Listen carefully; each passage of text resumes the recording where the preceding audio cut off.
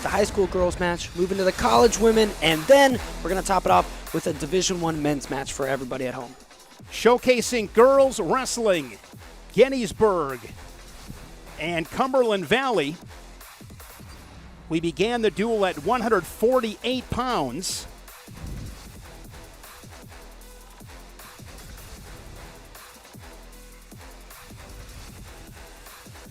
Unfortunately for Gettysburg, they have some forfeits in the upper weights.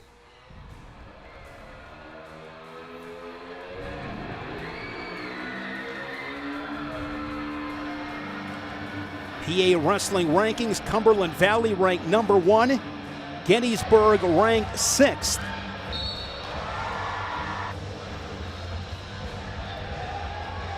And for Gettysburg, JD, they are really good in those lower weights.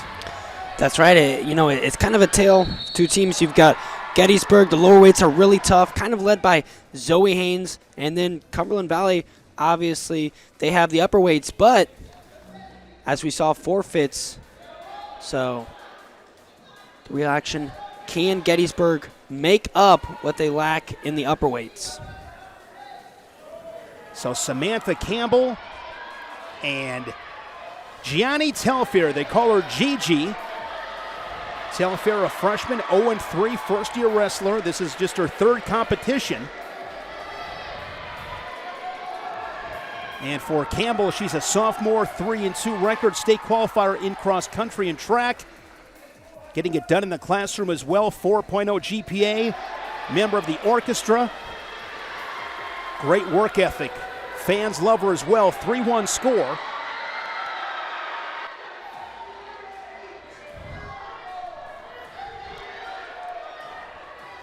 And looking for a takedown here. She's going to have to cut her head across.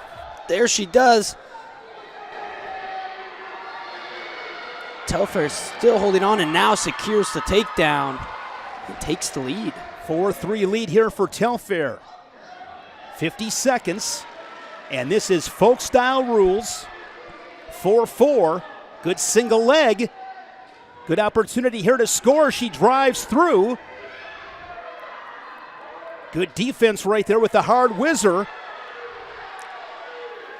Looking for a half Nelson. And in great position right here as they wrestle on the edge with a half a minute remaining.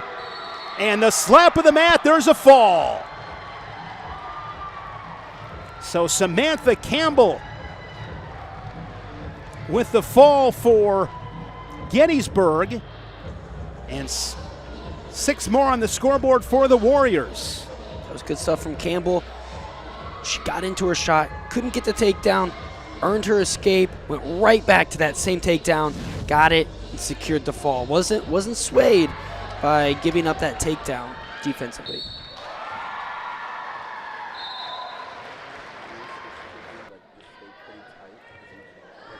Wrestling at 106 pounds, Ava Montes, a freshman, 4-2 record for Cumberland Valley. And wrestling Brooklyn Henry, a freshman, 9-1, 14U All-American, and getting to her offense early, JD. Yeah, just a textbook slide by. Really quick to the finish, and she's being very aggressive on top, looking for the turn. You see her now coming out all the way to the front. Montes has to get her head across, come up, knee slide, get up to her feet. Now she's up to her feet. Henry in the rankings, ranked at 100 pounds. She's ranked 5th at the weight class. Competes all over the country year-round. Bumping up tonight, normally at 100 pounds. Goes in that coffee grinder position right off the whistle, tight waist. Again, looking for that assassin, but Montes holding good base.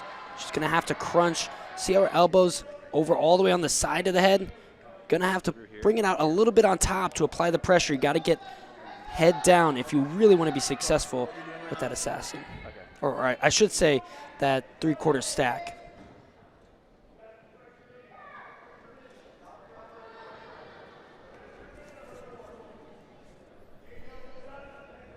.30 seconds left, first period.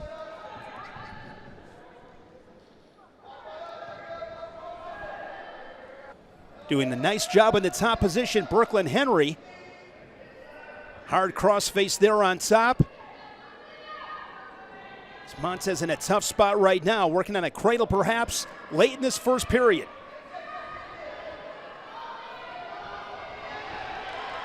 And she's got the cradle locked and will get some near fall points in the final seconds to close the period.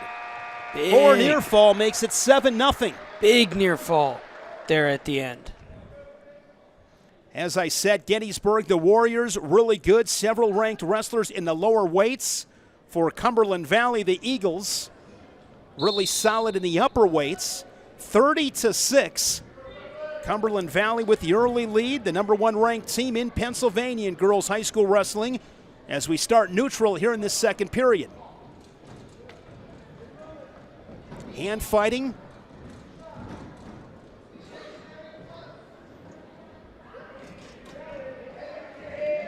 Nice outside shot here from Henry once again. Looking for another takedown. Montes doing a good job of squaring up. Henry had the angle there for a second. Now Montes needs to keep moving, keep staying squared up. Eventually she's going to hold on for a stalemate. If not, look to score from the defensive position. She will hold on for the stalemate. Montes, fifth-year wrestling. 2024 Fargo qualifier, went 1-2 in her first trip out at Fargo. She was 8th in the Keystone State Championships last season and was 4th in her first PIAA tourney at Dallastown. That was 20 teams. But Brooklyn Henry with another takedown, now leading at 10-0 inside of 1 minute here in this second period. Great double. Just beat the head hands defense. Completely disappeared on Montes. And that shows you entry is important, because a good entry will actually make your finish easier as well.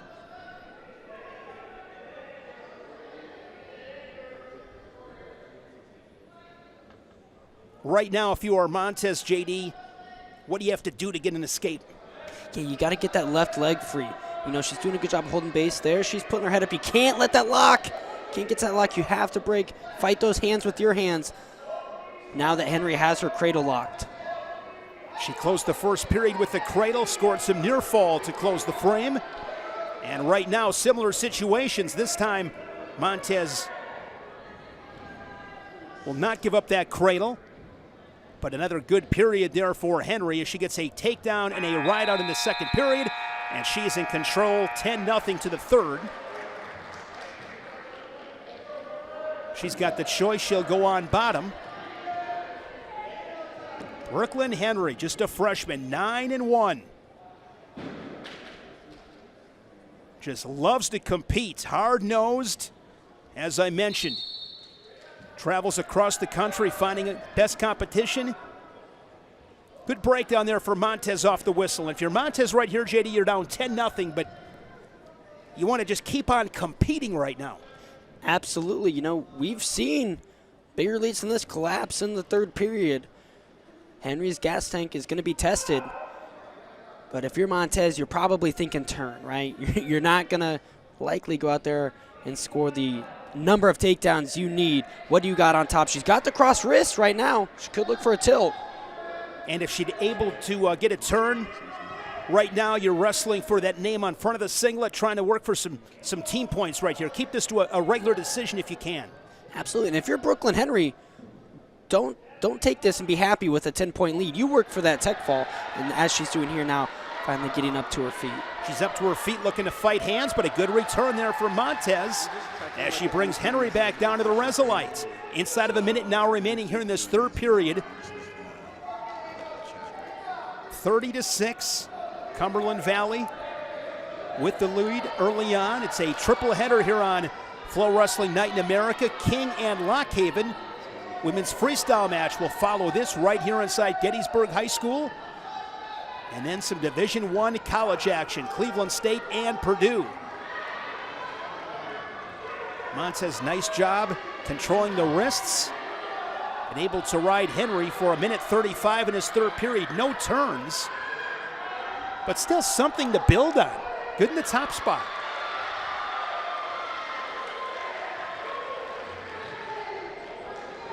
Holding on to that right leg of Henry. And it looks like it's going to be a 10-0 decision for Brooklyn Henry as the freshman from Gettysburg improves her record to 10-1 and what has been a very impressive start to her freshman campaign in that Warriors singlet. So she gets her arm raised with the W. Bonus points for Gettysburg at 106.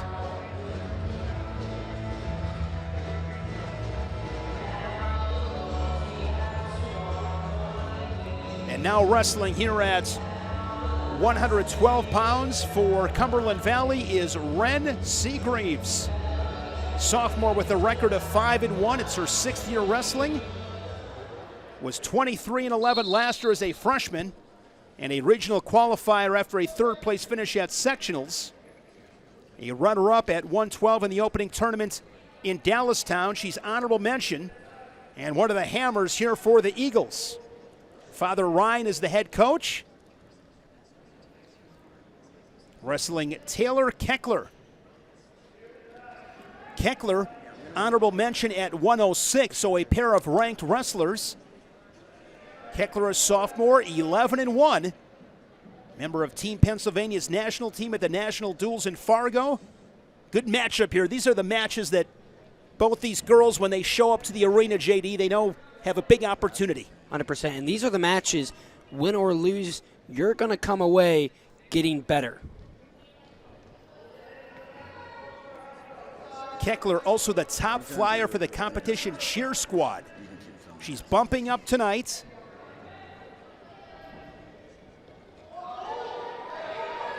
No score, 1 minute in. Front headlock position here for Seagraves.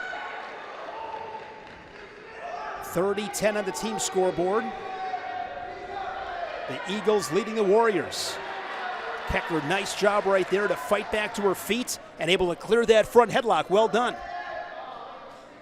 Yeah, really good job clearing out of that. That was a position for Keckler. In a good match like this, you're only going to get so many opportunities to get in a position of advantage. You got to look to score in those positions. She was looking, Seagraves was just able to get back up to her feet. So Seagraves, the nice job with the defense. Short time, final 10 seconds. It's been a scoreless first period. Good match right here at 112 pounds. One of the toss-ups in this dual meet. And they wrestle a scoreless opening period.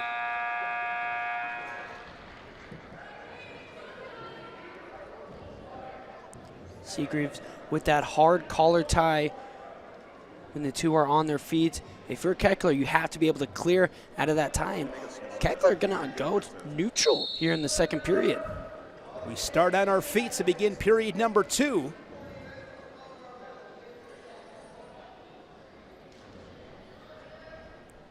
And now it's Keckler taking control of the collar tie, jumping up into what I call that football grip, front headlock position as they're kind of holding the head, similar to how you take a football handoff.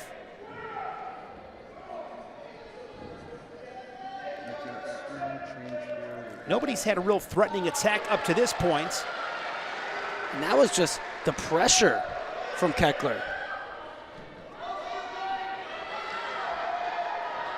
And now she's looking for the half. She has to sink back. So Keckler with the takedown, 3-0.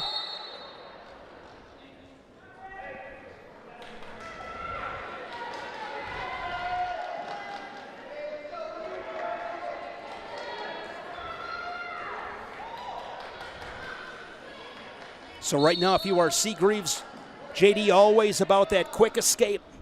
Get out from on bottom. And you can tell that Keckler just draping over in the top position. Nice job trying to follow hips. Now gets a little bit high. And we'll see if Seagraves can capitalize, and she does. It's a 1-point match following the reversal. And now I believe, was it a full Nelson? Full Nelson, perhaps? An illegal hold, so Keckler gets a point. Now it's 4-2. Locked hands, and yes. Locked hands. Another point to Keckler. And now Keckler's widened the gap a little bit, 7-2. Keckler has to stay behind the hips. That's where she's fallen into trouble, is she's not staying behind the hips. And you see now Seagraves able to get her hips out, but not so fast. Another illegal hold.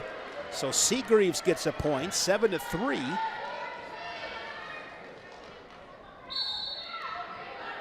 Quick stand-up right there off the whistle. Good return, pop it right back up. Another locked hands. Yep. So now it's 7-5.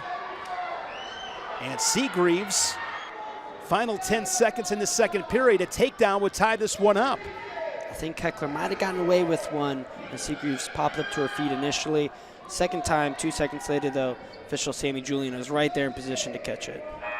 Sammy Julian, one of the top officials in the world. This is an Olympic referee. Yes. He has refereed at multiple Olympics.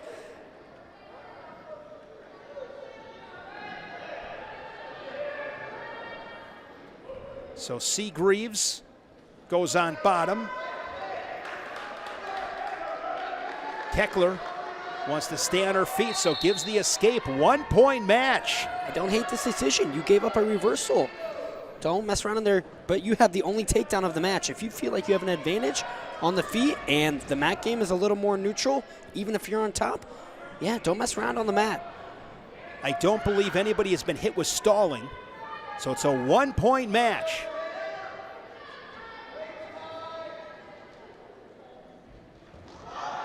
Straight on shot, diving in, not much of a setup, right into those hips, but does a nice job working up. Head to the outside, trying to run through it, and gets the takedown on the edge. And Seagraves. Seagraves, a phenomenal job of pulling herself in there, but you know, Keckler, you have to attack the head. If somebody shoots a head outside shot, either a high crotch or a double leg, you gotta either crossface or stuff that head and then get your hips back. Instead, she didn't attack the head. She kind of actually tried to hip in, which just allowed Seagraves to just pull her in, get her head up, and finish just like she did. 9-7 as she takes the lead with that takedown.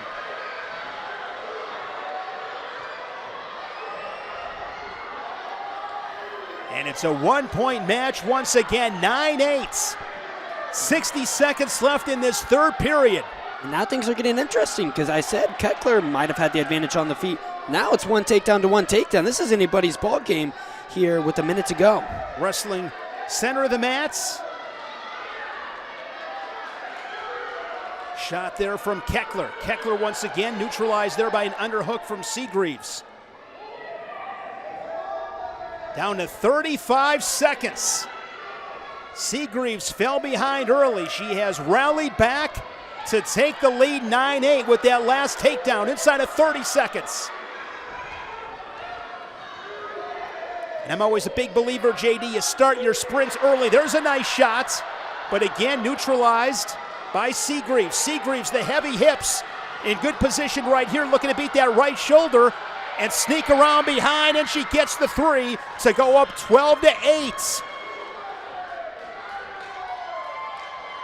Seagraves, couple of takedowns in that third period that proved to be the difference. It's a 12-8 decision for Seagraves of Cumberland Valley. Great match. Great match, wild match. We saw the roller coaster and really just a nice job by Seagraves. She stayed completely steady throughout the entire match. Didn't get too high, didn't get too low. When she got taken down, looked for the reversal. Even though she got taken down in the first, she came back to earn her takedowns in the third period.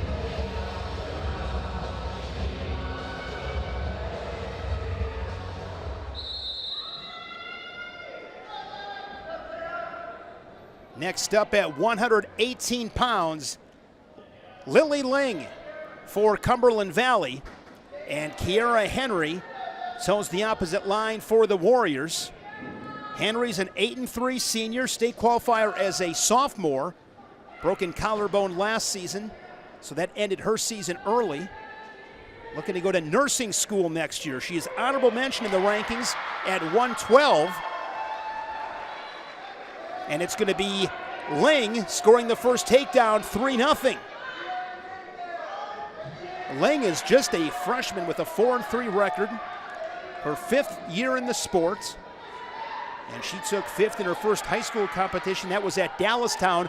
Both these teams, JD, wrestled at Dallastown. They were 2 of the top 3 teams. It was very close, separated by just a few points. But Ling with the first takedown. It is 33-10. Top-ranked Cumberland Valley leading 6th-ranked Gettysburg. And I like the forward pressure from Ling. See her running her feet, driving her feet. A couple times Henry's been able to get back up to her base or at least get her hips in the air. And then a second later, Ling with that forward pressure has been able to get her back flat just like that. Good job on top. And this is where, JD, when you're up 3-0 with 30 seconds left, it's finished the period on top.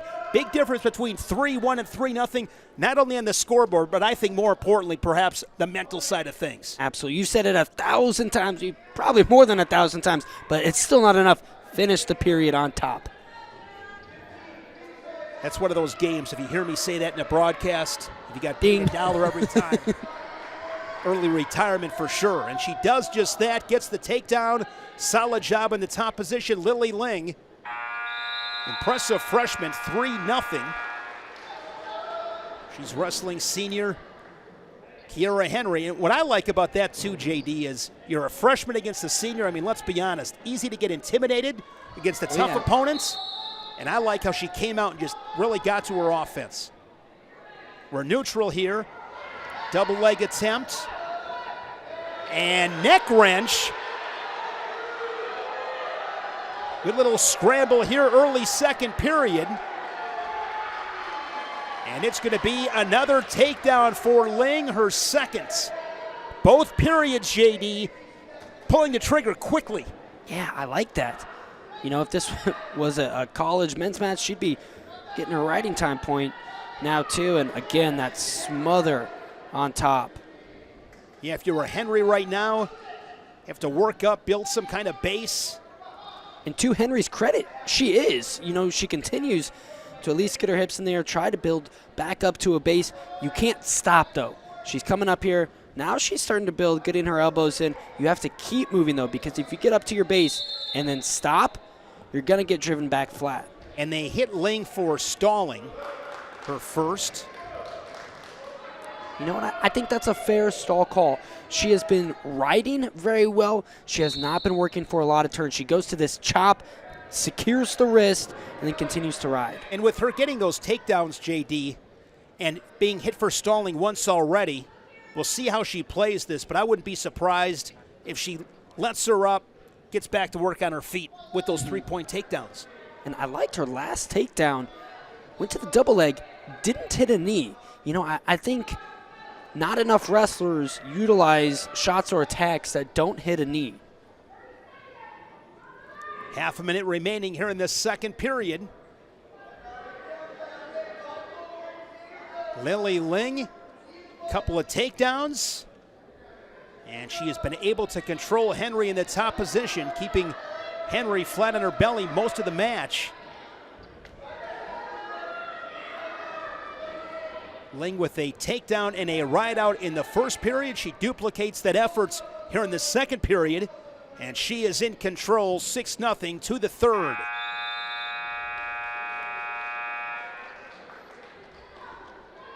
Ling with the choice.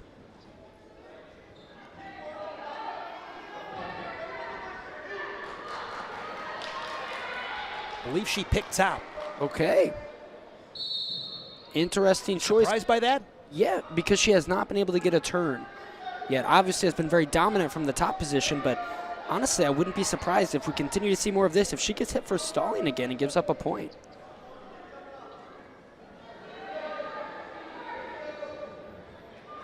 Especially takedowns and just really good on top. And especially, as you said, 2-0 in the takedown department. One more takedown and you have a major decision. If you just ride out here, even if you don't give up another stalling, you've only earned a regular decision. See how much longer she stays in this top position. Well, JD, we just got our answer as she sinks in a half Nelson, and Lily Ling is looking for the stick here at 118 for Cumberland Valley. She's got to settle back just a little bit. get chest to chest, lift the head, but this looks tight. And Lily Ling gets the fall. The freshman now 5-3 on the season. 6 more for the Eagles here at 118. And I think maybe a situation right there, JD, just really wore her down in that top position. Absolutely. Took advantage in the third. Absolutely.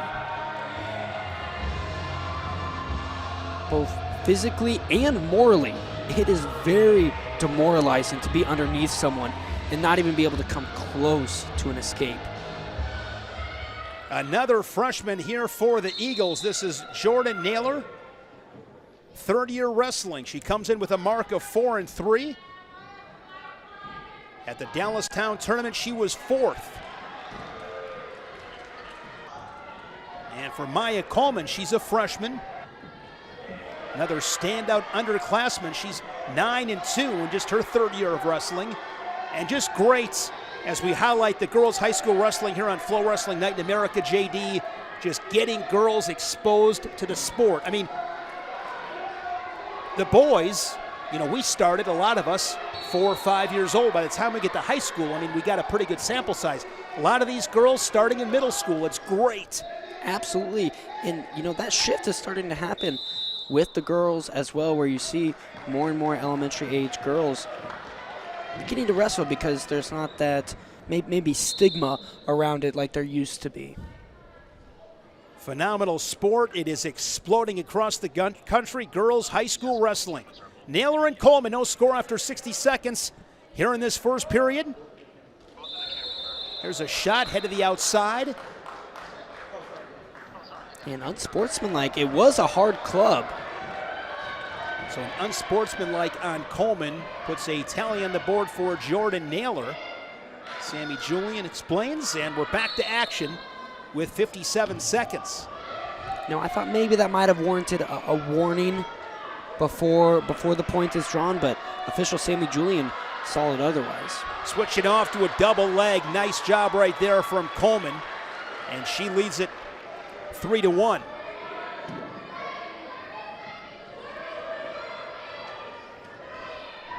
Right now, Coleman looking for a cradle. Has that cross face, looking to run the head to the knee and lock this thing up.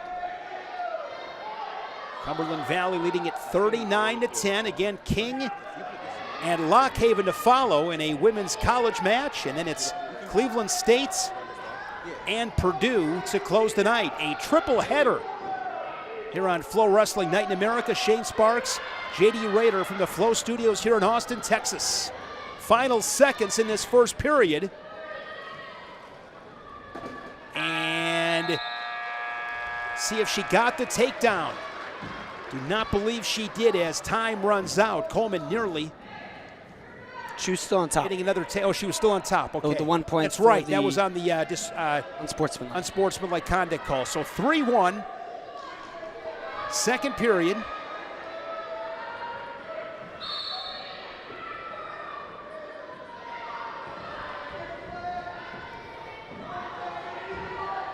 Naylor now with an opportunity from the top position.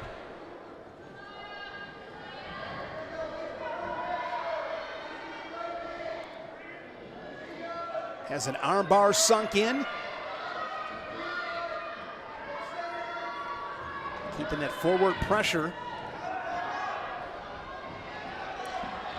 She's got that bar. She's likely going to have to get some sort of control on the other side, whether that's a wrist or another bar or a half. There you see her grab that wrist with the right hand. Now this can start to possibly be effective. And she is going to put Coleman on her back. For only one swipe? 2. Okay, 2. So 2 near fall points makes it 3-3. And now Coleman here with the front headlock. She's got to come behind. Don't end up in a stalemate here. Going to go right into a cradle. She's got the takedown, and she's got that cradle locked up. She's going to have to lower her hips if she wants to get the fall here instead of just back points. This is trouble.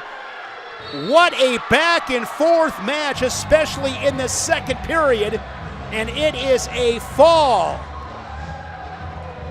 for Maya Coleman. the freshman for Gettysburg. That match turned on a dime. Yes, it did. There have been some impressive freshmen here tonight. Handful of really good freshmen here in this dual meet. At 130 pounds, Brooke Schultz, another freshman. 3-2 record, her 5th year wrestling here for the Eagles.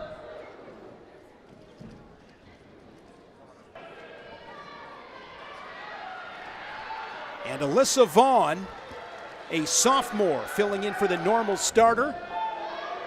She's a sophomore with a record of 5-4, head of the inside. Still no takedown yet, and now she's awarded the 3.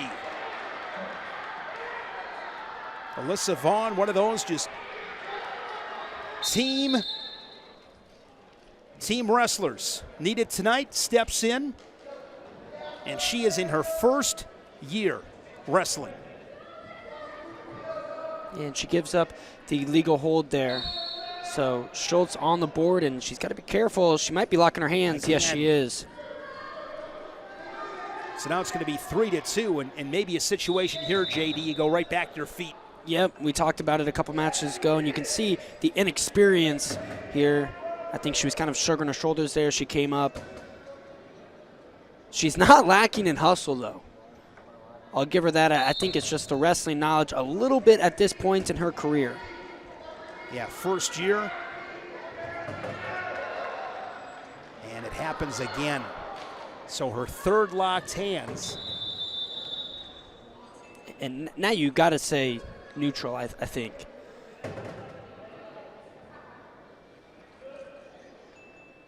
Cut your losses from the top position. So Vaughn gets the first takedown, but Schultz now leads it 4-3. And she's going to quickly work out in front with that front headlock. Maybe looking for that inside cradle once again. It's a little bit out of position. Yeah, good defense there from Schultz. Now Schultz is going to get the reversal. Half Nelson, and now Brooke Schultz from Cumberland Valley looking for the fall here in this 1st period. Going to settle in. Man, it looked like Sammy Julian was about to smack the mat. I think he was about to raise his hand.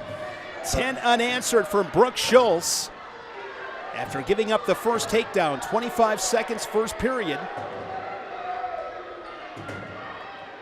But this is one of those matches, JD, you just, based on their experience level, this one far from over. Absolutely. We're still going to see more points on the board, and a pin is always going to be in play. Looking for a reversal is Alyssa Vaughn late in the period. 10-3 to the 2nd period, 13 points on the scoreboard in the 1st. We are neutral to begin 2nd period. Good decision from Vaughn. For sure. Especially getting the first takedown of the match. Heavy hips there from Vaughn. She's got the advantage. See if she can get behind. Vaughn continues to wrestle on the edge. She got the takedown. It's the takedown and locked hands. Yes. So clearly, JD, strategy right now has got to be takedown, let her go. Yes. Absolutely. Oh. Too many technical violations. Violations, so that is going to be a disqualification. Wow. I wanted to see that match go on. I know, I did too. You know, I completely forgot about the number of technical violations. I think you get 5. Ooh. Yep. So Brooke Schultz, the freshman for the Eagles, improves to 4-2 as she gets the win at 130. And now we're up to 136. This is Sky Dockery, a 6-2 sophomore. And Ella Nevada, a freshman, 10-1 freshman for Gettysburg. She's been competing for 8 years. She won Dallastown 2 weeks ago at 142.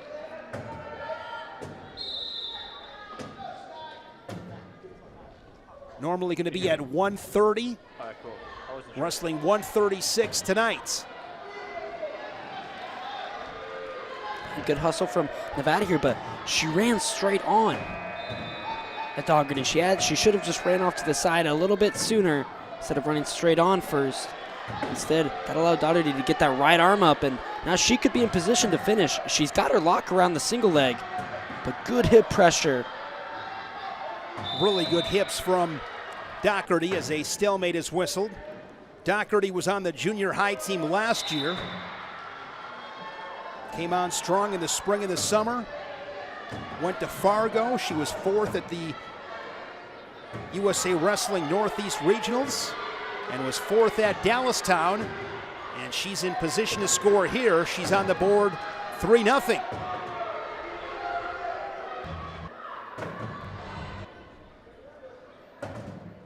It's the wrist.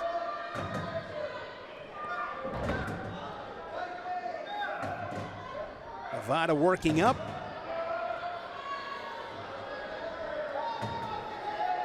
Nevada was hunting for the head. Still hunting.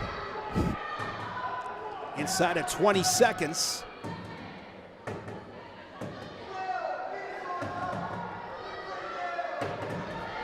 Works up to her feet once again.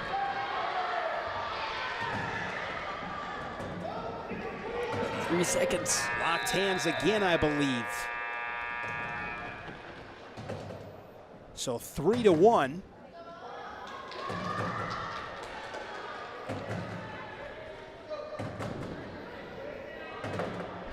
Dockery to start period on bottom.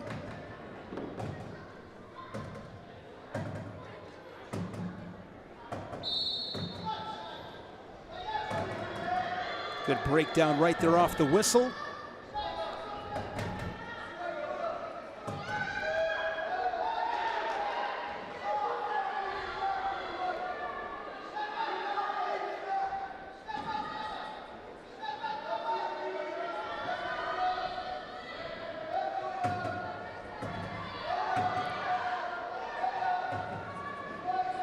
Another breakdown once again. One thing, JD, that is noticeable with new wrestlers is it's tough to get off on bottom. It is, right. That when you hear coach just yelling from the corner, stand up. A lot easier said than done. Yeah, getting out from on bottom is tough. Now a 5-1 score, 60 to go in the second period.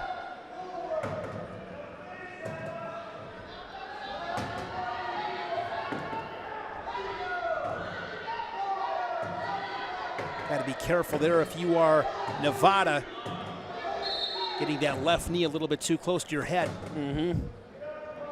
Anytime that knee starts creeping towards the head, a cradle always comes into play.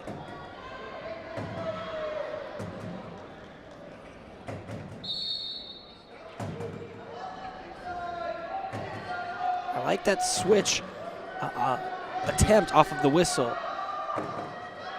But good job by Dockery, just staying behind, staying in control.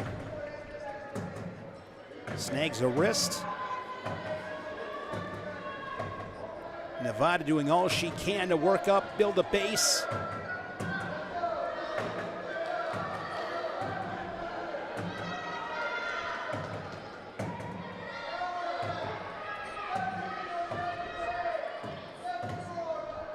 Closing seconds in this second period. And another good ride in Cumberland Valley. Cumberland Valley, last 2 years, 3rd at the state tournaments. Last year it was won by Cannon McMillan.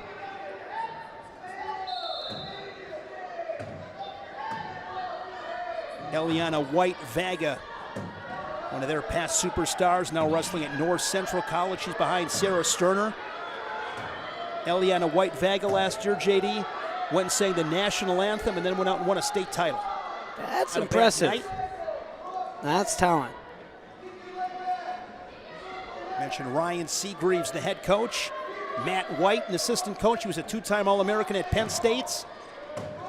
Rochelle Dominic, Tom Brasino, Chris Tiefert, and Joe Dominic on the staff as well.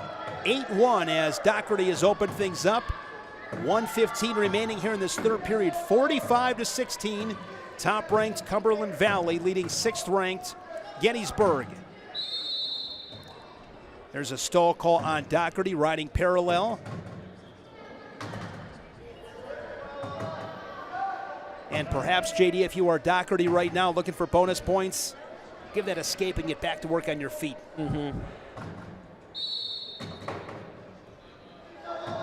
Tell you what, Shane, you mentioned singing and wrestling, and I like them both for the exact opposite reasons.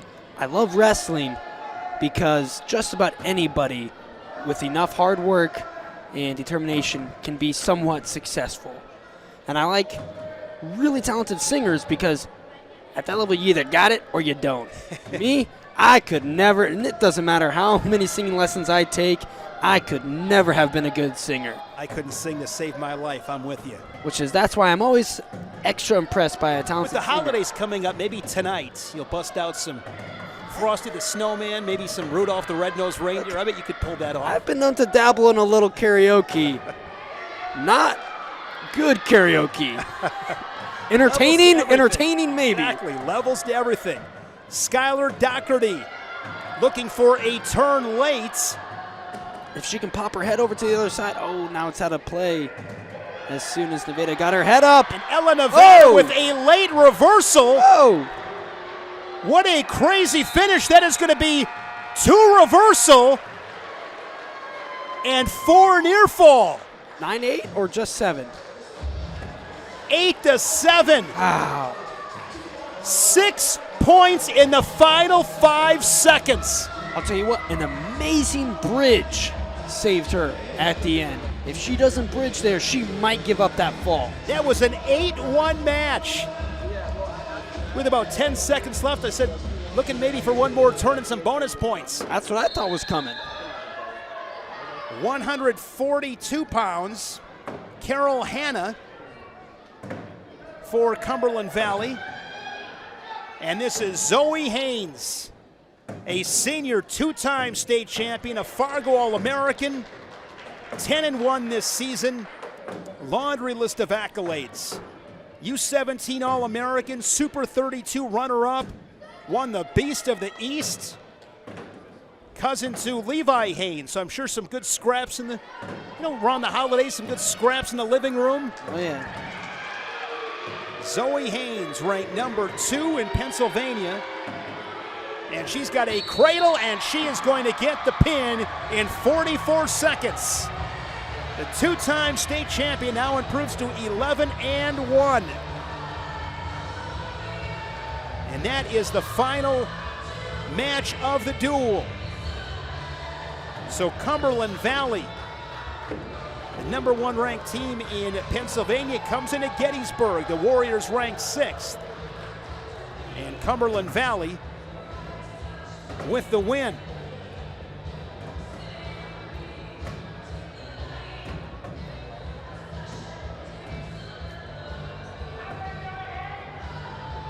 FloWrestling Night in America from our Austin, Texas studios alongside JD Rader. I'm Shane Sparks. That was a fun duel. We talked about the matchups coming in.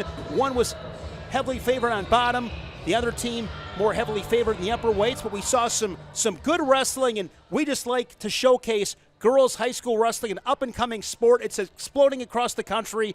That was fun to watch. Depending on who you ask, high school girls wrestling is the fastest growing sport in America, depending on which survey or which data website kind of you look at. But I choose to believe it is.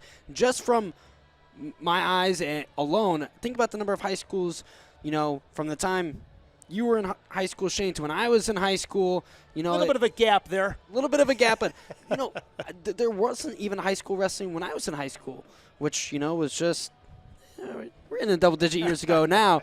But now it's a regular part of high school.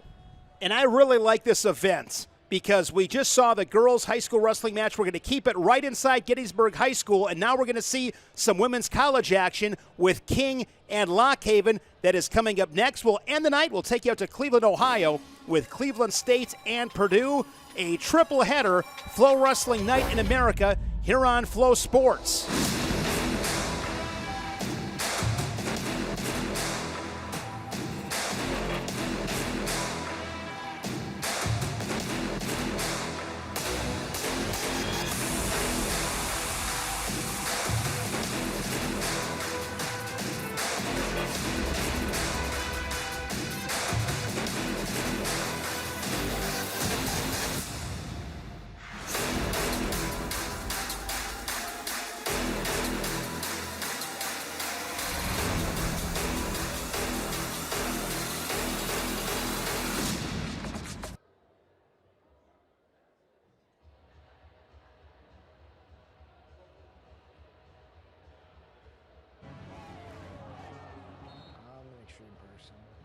I remember hearing about Chance when he was in middle school because he was entering college opens and winning matches.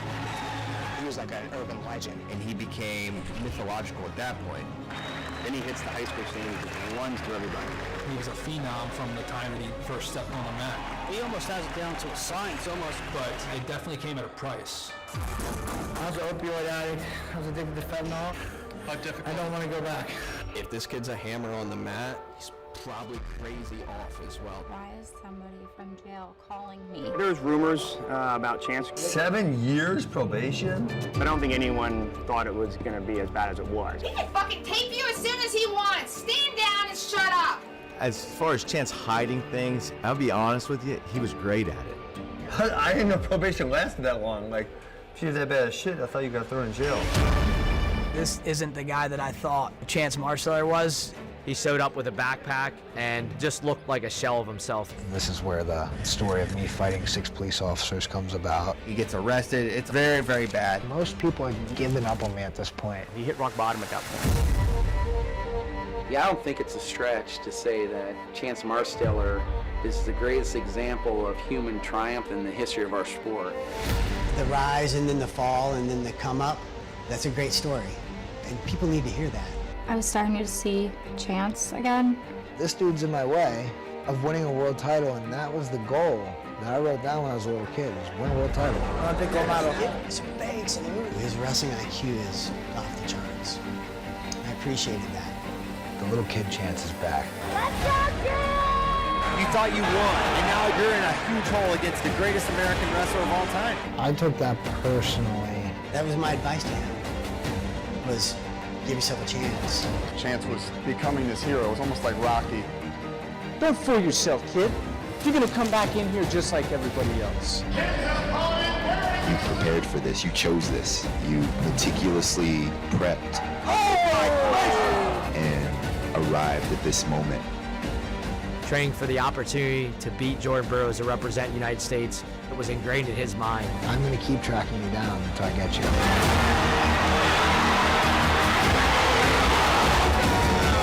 Surprises at every turn of this final act.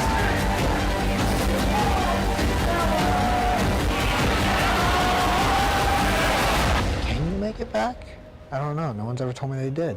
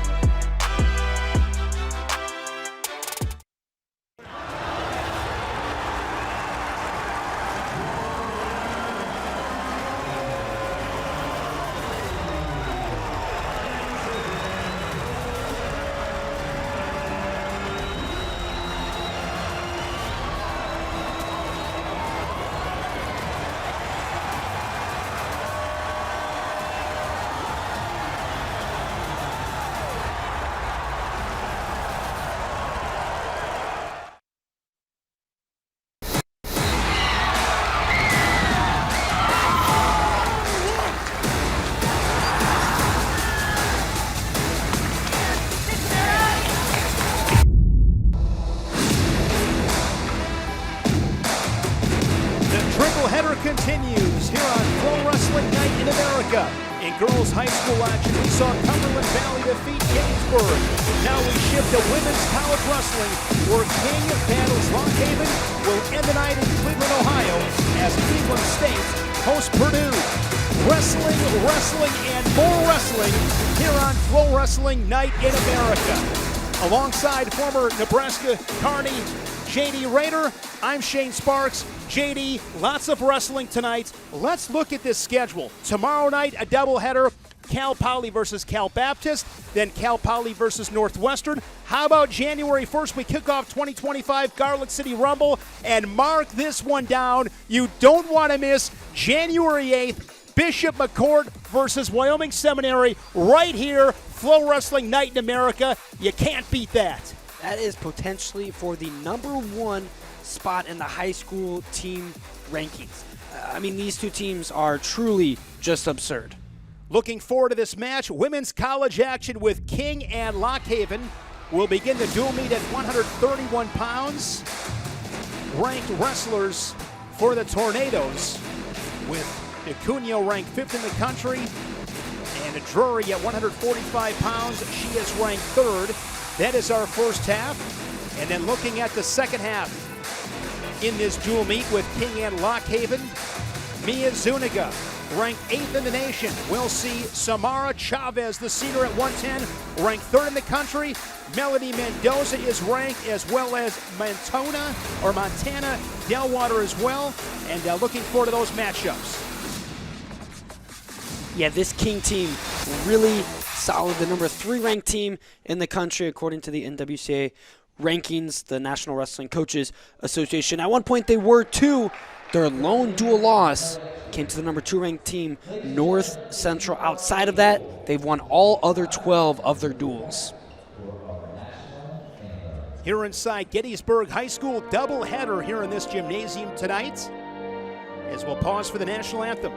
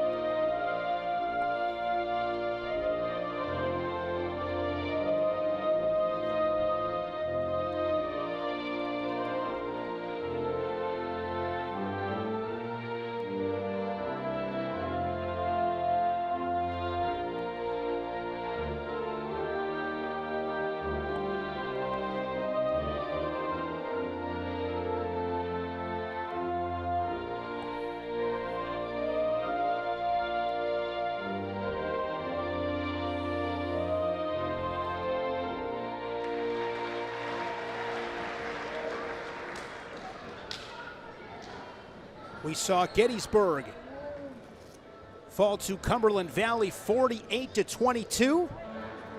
And now some women's college wrestling.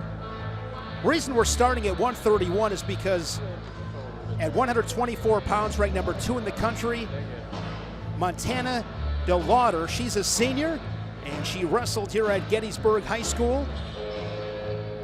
A homecoming for her, kind of a cool event for her. I really like these events when they combine the high school and the college. I absolutely agree. There's something special about wrestling, you know, kind of in that tight-knit, close environment. Sometimes you see these colleges wrestle in these big, I don't know if arena is the right word, but big venues that just don't get filled. And there's something about being in a nice, hot, sweaty, tightly packed gym. The best venue is a sold-out venue. Here we go, 131 pounds. Ranked #5 in the country, Anna DeCunio, a sophomore for King. And Lily Scherer, a senior for Lock Haven. And DeCunio quickly working off those double unders. Nice technique there, JD. She's on the board with a takedown. Absolutely, and could transition right into a leg lace. Instead, now jumps up, working on the upper half. DeCunio from Lake Tapps, Washington, a state champion at White River High School. having a great season, 8-3 in dual meets, was a runner-up at the East Stroudsburg Open. That was early November. 4th at the Adrian Invites. And recently 5th at the North Central Open. Her sister Claire is on the roster, a national champion. She's leading at 2-0, 60 seconds into this first period. Beautiful re-attack there. Dropped down, lowered her level at the perfect time to get to the legs. Second takedown makes it 6-0.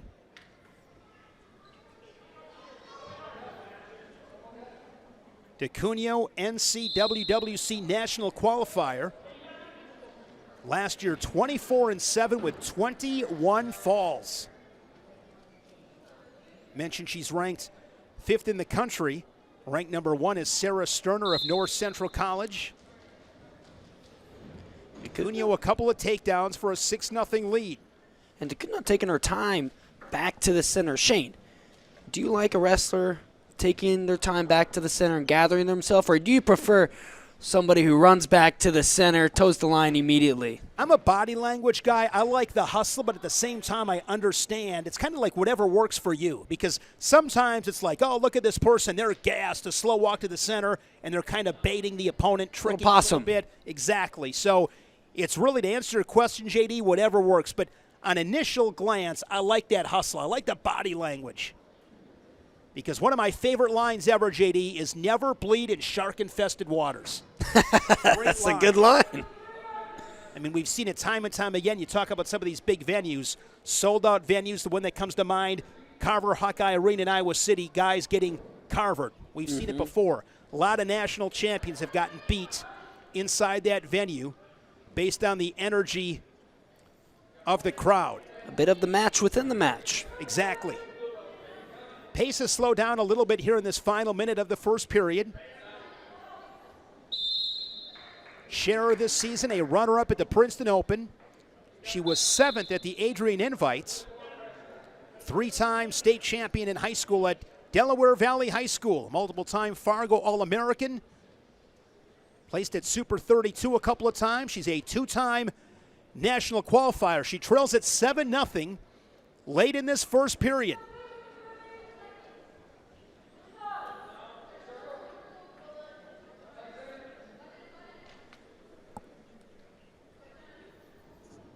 And we will go to the second period. The Tornado leading at 7-0. Scherer last season, 22-10. And in freestyle wrestling, of course, you get 30 seconds in between periods. It's almost kind of like boxing. You know, how they go, they sit on the chair in between rounds, collect themselves, talk to their corner in between. You know, I kind of like it. But to your credit, it does slow the pace down a little bit. You get a little bit of a break. I know you like that pedal to the metal. And one thing too, JD, we'll talk about it as this dual meet progresses, the difference between folk style dual meet scoring and freestyle dual meet scoring. One thing I love about freestyle dual meet scoring is you can lose but get yourself a point on the team scoreboard, even in defeats.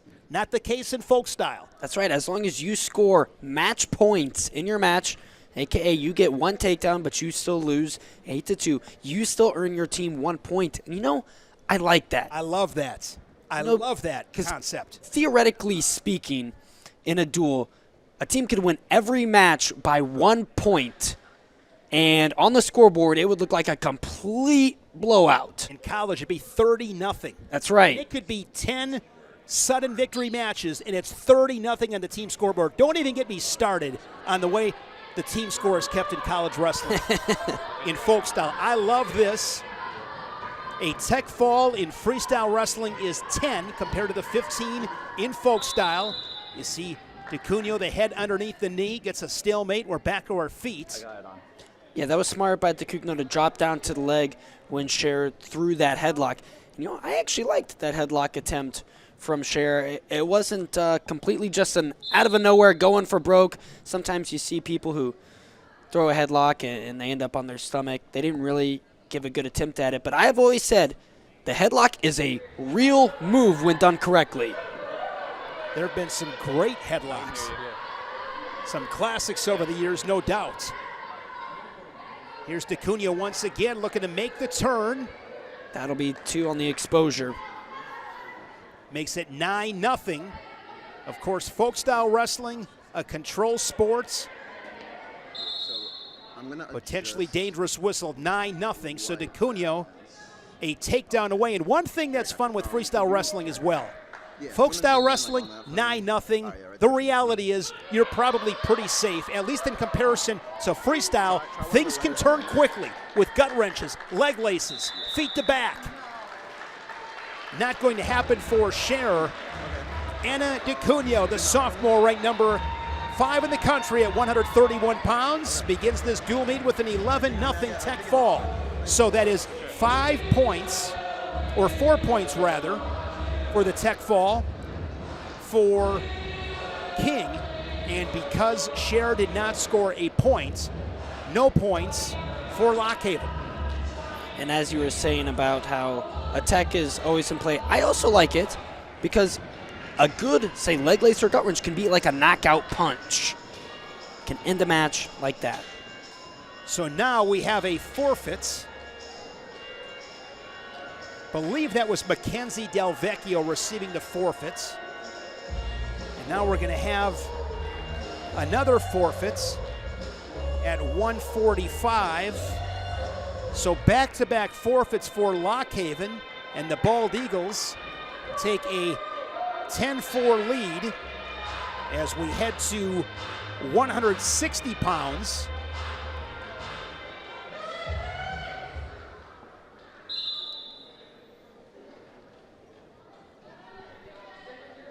And here at 160,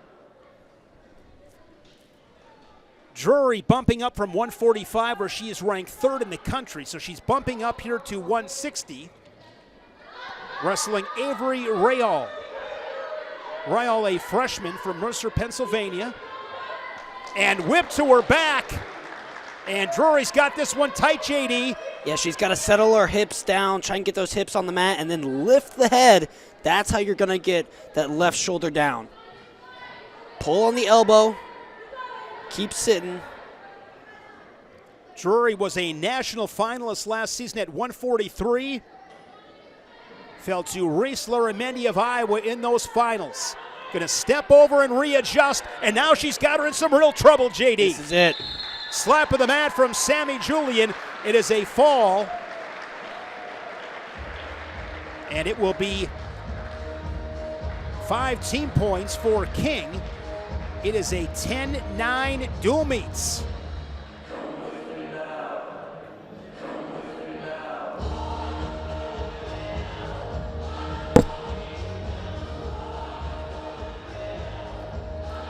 Shane Sparks, JD Rader. FloWrestling Night in America, triple header tonight. Cleveland State and Purdue to follow from Cleveland after this. All right, 180 pounds. It is sophomore Lindsay Laws from Halifax, Massachusetts. Silver Lake High School. She is 6-5 on the season. 8th at the Princeton Open. She was up at 191 a year ago. And Che Bowman, ranked number 2 in the country at 160, bumping up to 180. And Bowman quickly out in front with the takedown. 2-0, and potentially dangerous whistle. Bowman from La Habra, California. 4-time CIF state champion at Walnut High School. 3-time regional champion, 3-time All-American, twice a national runner-up. She has won over 25 matches in each of the last 3 seasons. She's a big-time hammer in this lineup. And I love what she just did there. Going one direction, shuck the other, immediately transitioning right into a turn. She is close to this fall. King looking for back-to-back falls. Going to readjust, still plenty of time with over 2 minutes remaining. And Bowman has Laws tights, and she will get the fall. So this dual meet rolling along rapidly, to say the least. 5 with the fall makes it 19-10. 10 unanswered with back-to-back falls by the Tornadoes.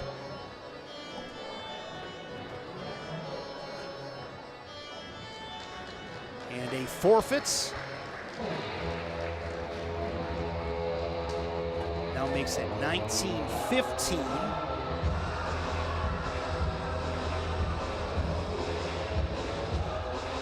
I believe that was Alyssa Favre, freshman from Johnstown, Pennsylvania, wrestled at Bishop McCourt. She is 13-0 this season, now 14-0 this season. And we are down to 103 pounds. Mia Zuniga, a sophomore, ranked 8th in the country for King out of Granger, Washington. High school state champion, part of multiple team titles as well. 5-1 in dual meets. And man, she is small, but she is physical. Out in front 2-0, just 30 seconds in. Half Nelson. And an arm bar. Now has a far wrist. And she's looking to run the arm bar and rocks her back and out of bounds. Yeah, but she's actually going to give up to there, expose herself to her own self, to her back. Out of bounds, you don't get the opportunity to roll through. That's right. In freestyle, you don't rock back. That's Good right. point. Summer Betts, just a freshman. A little bit undersized for the weight class, but Coach Lackey told me she's like Scrappy-Doo. She comes out to fight. She's a scrapper. And she's 8-5 this season. 3 tech falls and a couple of falls. 3rd at the Princeton Open. And she's in a 2-2 match with the 8th-ranked 103-pounder in the country. And Zuniga got just a little overzealous, jumped the gun, running that corner while Bats still had that leg, and that's why we're kind of in this crackdown position here with no takedown awarded yet. If she just would have continued to push off a little bit more, rock back just another inch or two until that arm couldn't stay up, then she maybe could have secured her points.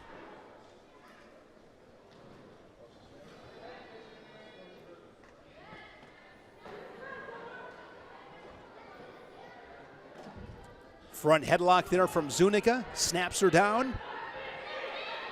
Reaches for that near ankle. Coach Lackey is right. I mean, Bats scraps. I mean, not giving an inch. Just fighting positions. And as I say that, Zuniga scores her second takedown, goes back to that far wrist and an arm bar. And now Zuniga's got Bats in some trouble. Bats trying to fight it. Wonderful adjustment to pick up that fall. It looked like Bats might be able to bridge, kick out of there. You saw Zuniga rock back, throw that right hand over, and secure another 5 points for her team. Mia Zuniga with the fall at 103 for the Tornadoes.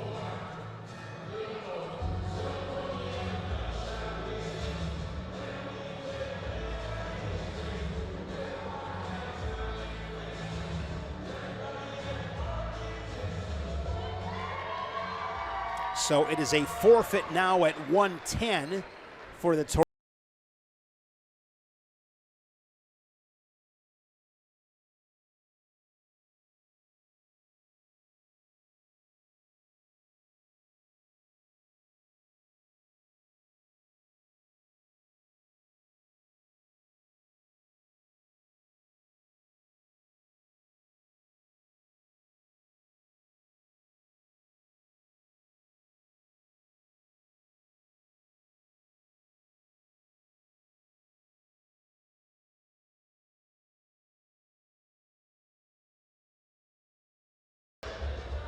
Ten and 5 on the season, 6-1 in duels, can score some points. 4 falls, 4 techs. 5th at the Princeton Open.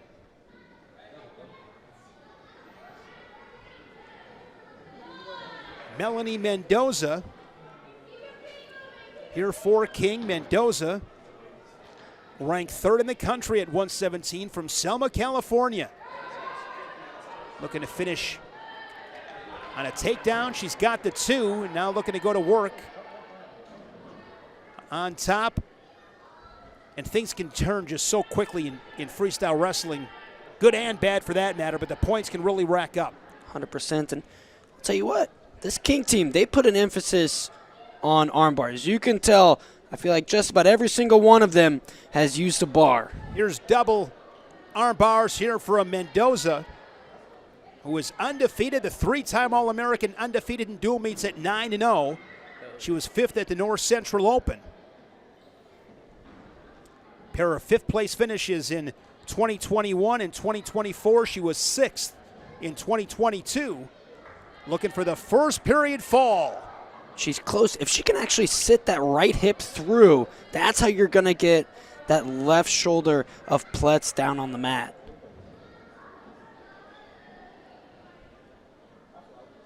Mendoza looking for the fall, the red shirt senior. So close. Referee Sammy Julian is right there just shaking his head. Not quite. Either use that right knee to push away the head or sit that hip through. But I'll tell you what. She has to go Vision Quest style right That's now. right.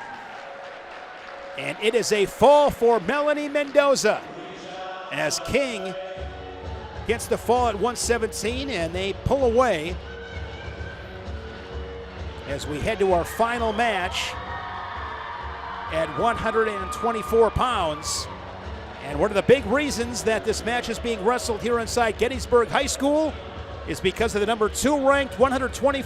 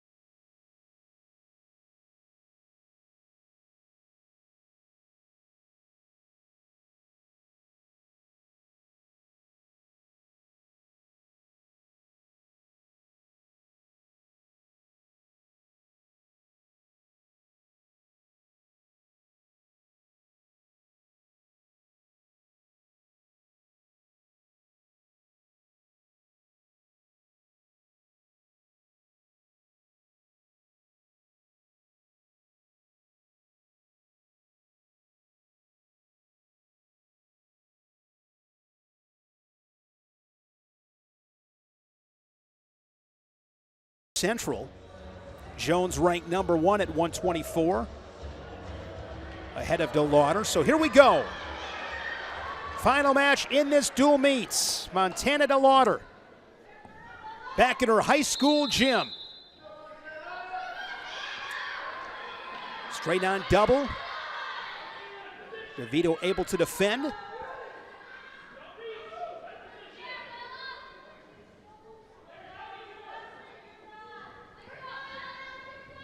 Collar tie left side. DeVita was 5th at the regionals last season. And we're back to our feet. Yet to come tonight, Cleveland State and Purdue as the MAC and Big Ten collide. Doubleheader tomorrow with Cal Poly and Cal Baptist. And then Cal Poly and Northwestern.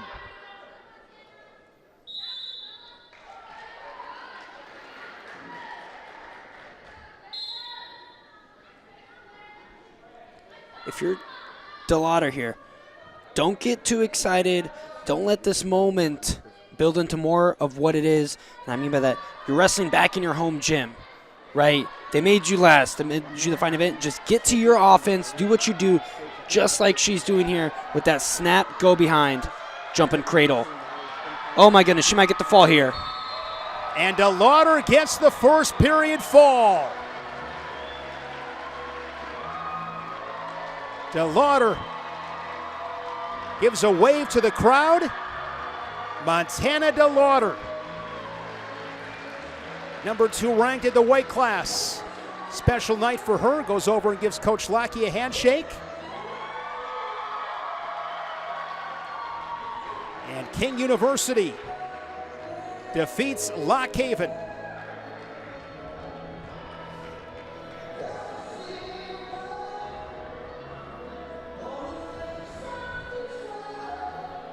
So Gettysburg High School highlighting some girls' high school action with Cumberland Valley defeating Gettysburg. And then women's action with King over Lock Haven. There you see Cleveland State's. That is coming up right here on FloWrestling. Cleveland State hosting Purdue as FloWrestling Night in America continues here on Flow Sports. Don't go anywhere.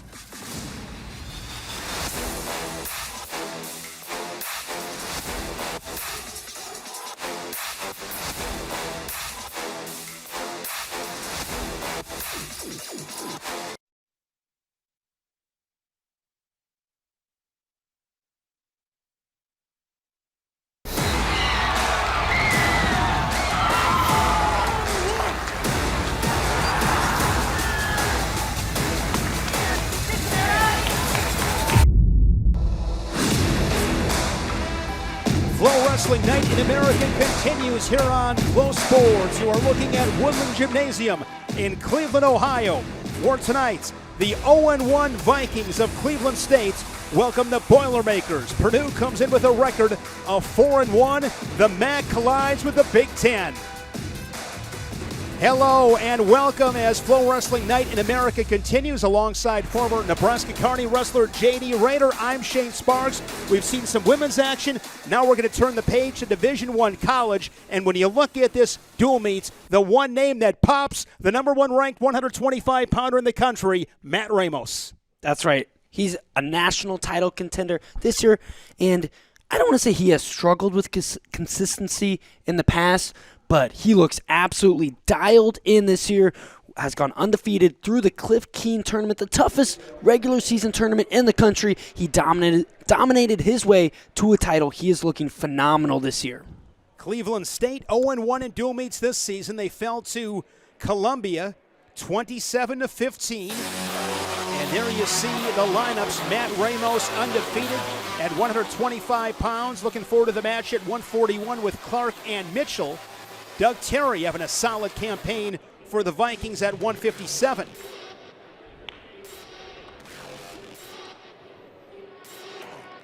And second half, you and I were talking earlier today, Stoney Buell, a guy at 165 looking to take that next step for the Boilermakers. Not just a great name, he's also a great wrestler, just blue collar and tough. And at 285, Hayden Filipovich and Dan Buknovich. Looking forward to watching the big guys scrap at 285. We begin at 125 pounds. Matt Ramos, there you see the number one ranked wrestler in all the nation, the 6th year out of Lockport, Illinois.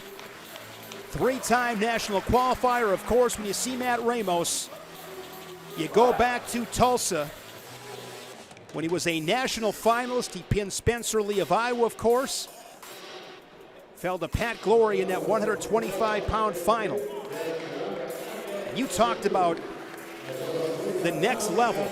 Matt Ramos, 14-0. He has scored 40 takedowns. He has yet to surrender a takedown. He has scored 73 back points. He has yet to go to his back. And as good as he's been, he looks like a different guy. Absolutely. Like I said, he is absolutely dialed in this year. He's always been good. It looks like he's really putting it all together, has made some of those final polishing touches. Part of that, too, maybe could be weight, discipline. 125-pounders, a lot of times you will see some yo-yos in weight, and that can lead to variance in performances. He has had no variance in his performance this year so far. A couple of Illinois preps, Aranda, redshirt junior. That was a stall call on Aranda. Aranda from DeKalb, Illinois, was a state placer, multiple Fargo All-American. Placing in both styles, freestyle and Greco. He's 6-4, 1-0 in dual meets. Last season, 7th at the MAC Championships, just under 500 at 12-13. No score, 60 seconds in. Purdue and Cleveland States. I like that mat. I do too. The Viking there, big in the middle. Ramos is good with that little kind of shuck by he just attempted there, but Aranda was able to get that right arm up to keep Ramos in front of him. And now we'll see if he's able to work that underhook. Ramos tried to kind of saw July of overhook whip through there. And that's what I like about Ramos. He does unconventional things. He's a very exciting wrestler. Aranda's been wrestling since he was 6 years old. His brother Danny currently wrestling at Cornell. Counterattack there from Aranda the Viking. But here, as you were talking about, some of the unconventional wrestling, a little bit of funk there for Matt Ramos. Who steps over like that? And not just who does it and it works. Matt Ramos scores the 3. Coffee grinder position as he brings Aranda down to the mats. Matt Ramos in 2023 became the 60th All-American in Purdue history. He has been so consistent. The previous 3 seasons, he's won 80 matches. And now he hits a tilt. Going to be 3 near fall, and just like that, first 2 minutes, no points on the board, and then Ramos a takedown and a turn for 3, 6-0. It's really just kind of a matter of time for Ramos. It's not if he's going to score, but when.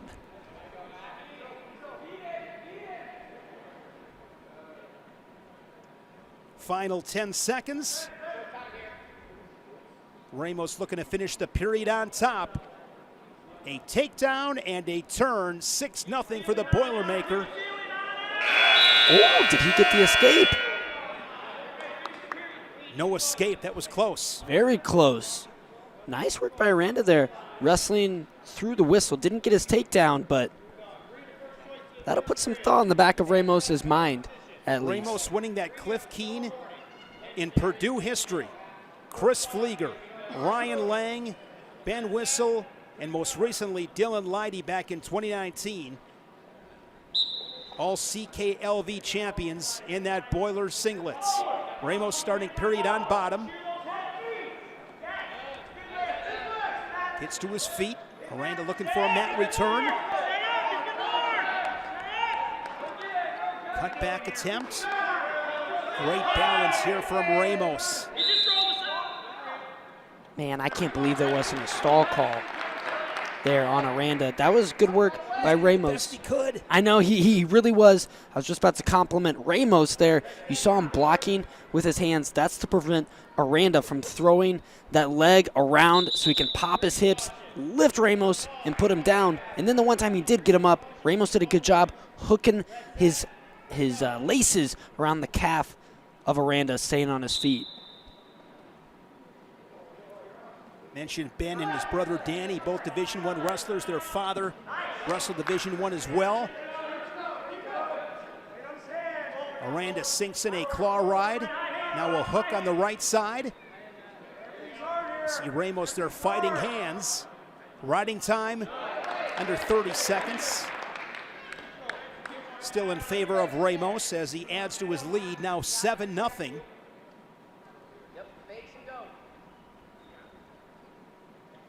Matt Ramos has placed at the Big Ten Championships 3 times. His best finish was in 2023 when he was 3rd. Last March at Maryland, placed 4th. Man on a mission, Matt Ramos, ranked number 1 in the country. FloWrestling rankings, Troy Spratley ranked 2nd. Richie Figueroa, the reigning national champion of Arizona State, ranked 3rd. Eddie Van Treska ranked 4th, with Caleb Smith of Nebraska ranked 5th. Big, and into a front headlock. Big one on Thursday night between Ventresca and Spratley. Virginia Tech and Oklahoma State.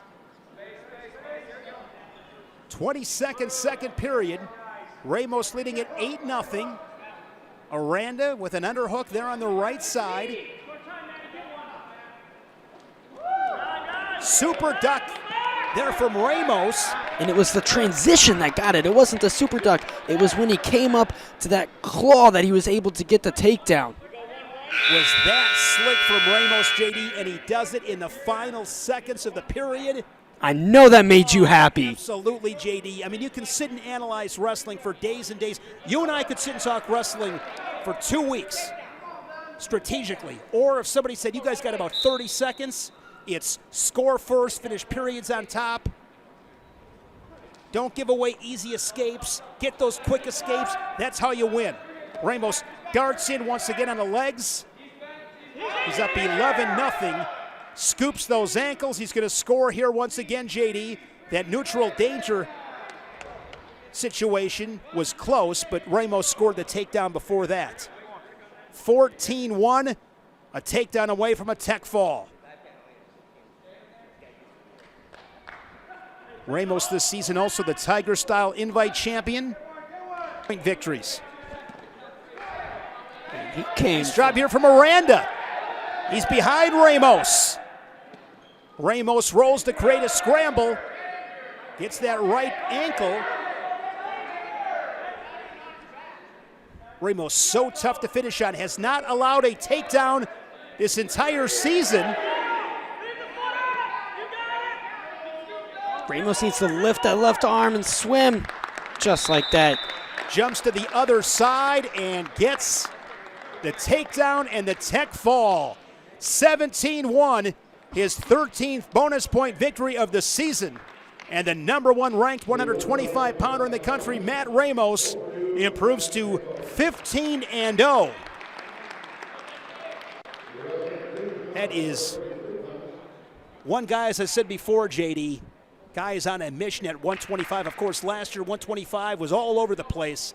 Ramos has really solidified himself here in the early going of this season as the guy to beat. Absolutely. Like you said, defending national champion Richard Figueroa has not been very active this year. Competed in one tournament, injury defaulted out, hasn't wrestled since. So, as of right now, Ramos is kind of looking like the guy. Next up, 133 pounds. There you see Dustin Norris, redshirt junior from Cincinnati, Ohio. Was a two-time state champion at LaSalle High School. And Jake Manley in his 5th year out of Grand Rapids, Ohio. 4-time Ohio State qualifier, placed at the state tournaments. Was undefeated his senior season when the tournament was canceled due to COVID. He's 7-2 on the young season. Bob Del Rosa Open champion, one of 7 Vikings to claim a title at that tournament. He was 2-2 at the Navy Classic.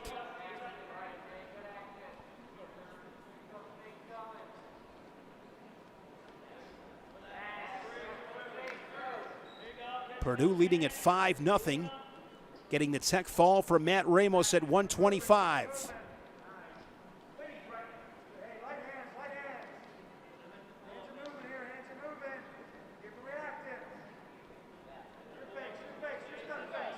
Some fakes, guys using their hands, some snaps. A lot of head fighting here in the first 45 seconds.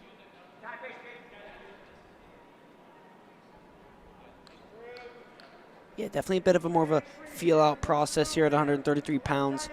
2 more evenly squared opponents, right, than what we saw at 125. And a lot of times that'll lend to maybe a little bit less activity or at least less points on the scoreboard rather than when you have one clear favorite who can go out and score a bunch. Manley, growing up, played baseball, football, wrestling as well. Loves to fish. I think every wrestler loves to fish. I don't know about every, but. Oh, look at this. Getting to the body is Norris, and he puts Manley on his back. This is going to be a 7-point move. The 3 takedown and the near fall. He gets 3 instead of 4, so it's a 6-point sequence. Feet to back, especially with that near fall. With the 3-point takedown and the 4-point near fall, 7-point move. This, in this case, 6. He's been working out with Matt Ramos. That's what that was right there. I would just about guarantee it. He picked that stuff up, or at least improved upon it. Exactly. From Matt Ramos. In those positions with Ramos in the room. 6-0 for Norris. Norris 2-3 in dual meets for Purdue. Purdue this season 4-1. Victories over Gardner-Webb, Buffalo, Princeton, and Chattanooga. They fell to Army on criteria. Final competition of the year for both these teams. They're back at it on January 3rd. Purdue at Kent State. And Cleveland State will be at Ohio. That riding time over 50 seconds, a wrist and a bar here for Norris. Is that a bar? Or does he just have a deep tight waist with the arm trapped? It's just a tight waist. Wow, it looked like an arm bar. It really did. And wow, that shows you how strong Norris is. Riding time over a minute. 15 seconds remaining in this first period. Good little return there from Norris.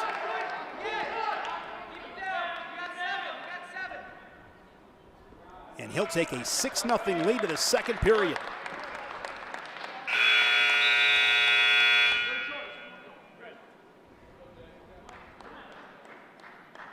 Norris will go on bottom.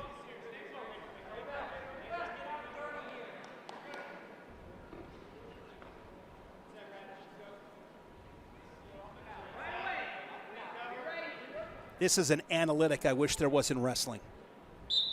Escapes inside of 15 seconds. I would love to see those analytics. Looking for a switch or get an escape. And that's what I'm talking about. Those quick, that urgency on bottom, those quick escapes. Now it's 7-0.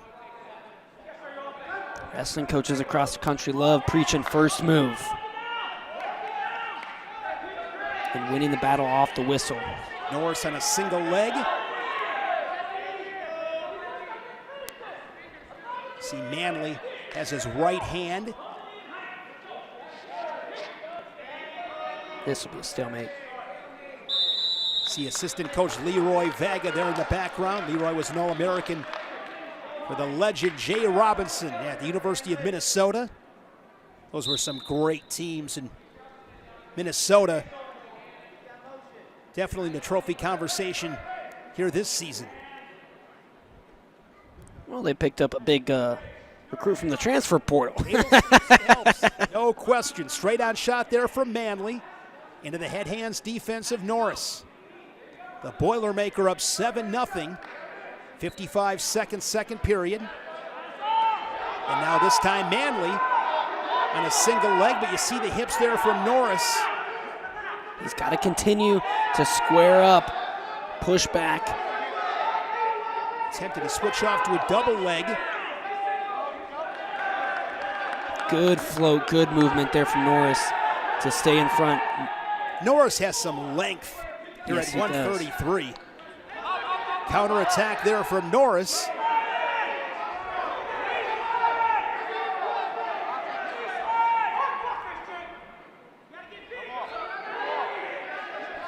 As long as Manley can continue to hold on to those laces, this is going to be stalemated.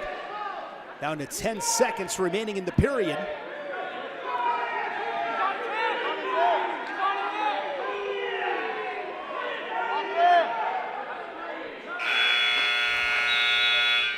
No points, 7-0.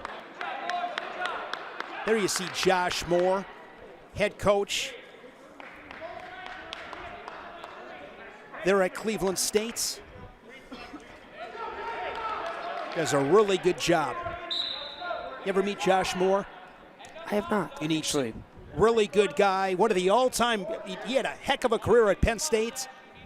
Two-time All-American.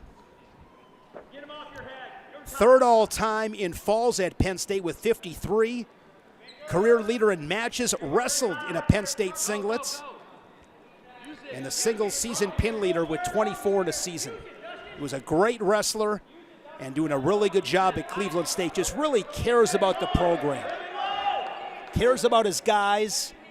Sent us this bio with a lot of stuff, nuggets on his guys. Just cared, took the time to do that. And I will say I do know his twin brother, Scott, head coach at Lock Haven. And if he is anything like his brother, he is absolutely a good guy. Really good guys. We're neutral here in the third. Saw Johnny DeJulius in the back as well. He's coaching at Cleveland State. Yeah.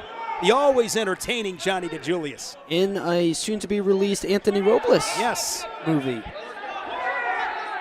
where I believe he plays the role of Matt McDonough. He does play McDonough.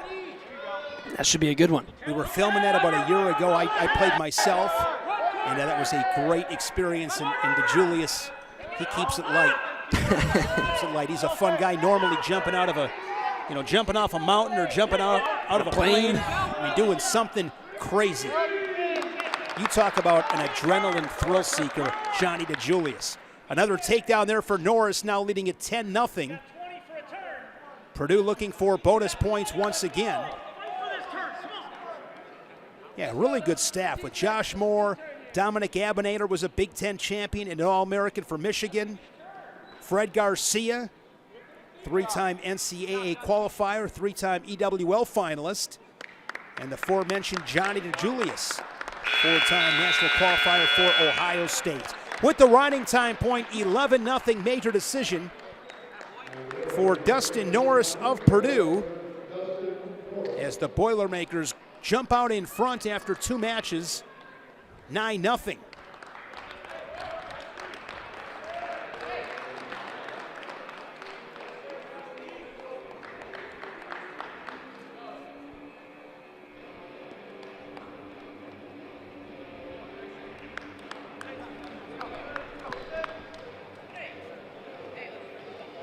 Woodland Gymnasium in Cleveland, Ohio. Purdue and Cleveland States. 141 pounds, Grayson Clark, a sophomore for Purdue, and redshirt freshman Ethan Mitchell for the Vikings.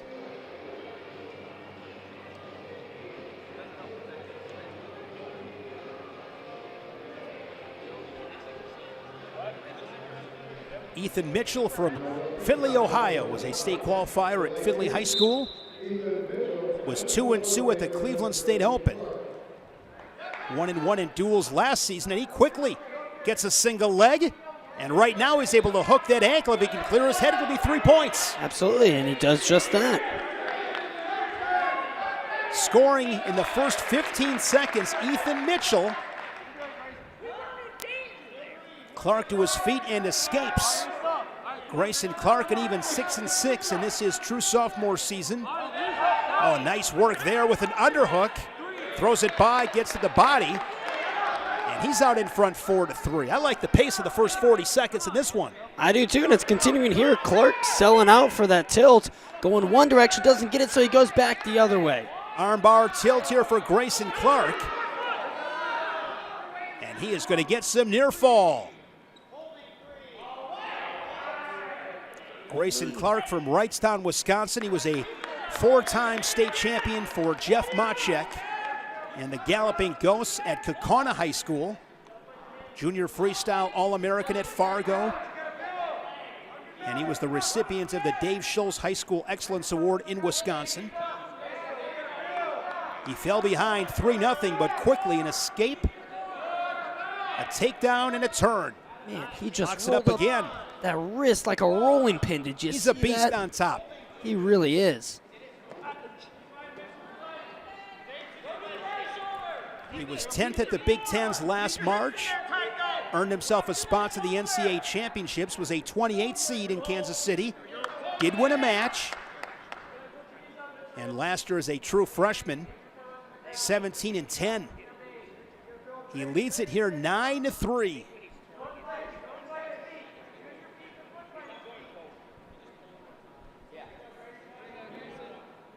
The next step for Clark is going to be earning 4 points off of those tilts. Not just 2 or 3, but 4. 50 seconds first period. Clark with riding time over 90 seconds. Mitchell majoring in exercise science. Been wrestling since he was 4 years old, but he's in a tough spot here. And this time, JD, as you asked for, Grayson Clark gets the 4 near fall. He did a phenomenal job of recovering there. So when he's turning Mitchell, he's not doing a great job of keeping Mitchell in what I like to call the bread basket. That's kind of the hips area. You want those hips to stay tight. And this one's a little bit better. Again. If he can just continue to pull that wrist. Final seconds. Mitchell trying to fight it off, and he's able to fight off that tilt. But Grayson Clark, really good example that period, JD, of tilt, score points, and they score points quick. Absolutely. On our feet in the second period. Ethan Mitchell, a couple of Australian Shepherds. And that's where even a tough day on the mat, you go back home to the dogs and life is good. That's right. A good dog can cure a lot. No doubt about it. Grayson Clark, 16-3, working on a tech fall. And if you're Ethan Mitchell here, JD, I mean, what do? You can't give your wrists up. Once you give that wrist up, it's going to be really tough. You're immediately in the danger zone. Another tilt for Grayson Clark, and that is going to make it a tech fall. Second tech fall of the night for Purdue, as Grayson Clark joins Matt Ramos in getting a tech fall. 3 bonus point victories. I want to say this. Don't give up your wrists is an easy thing to say. It is much harder to do, especially when you're wrestling somebody where clearly their sole objective on top is to get those wrists. Good start for the Boilermakers. 149 pounds is coming up next as FloWrestling Night in America rolls on here on Flow Sports.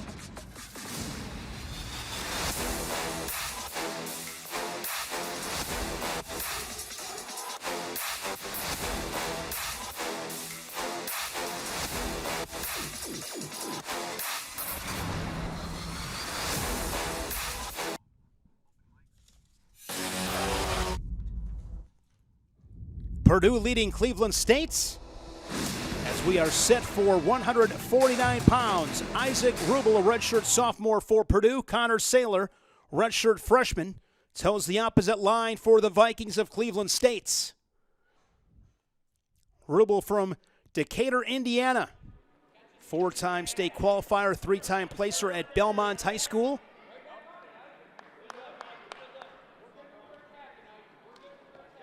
Saylor in on a single leg.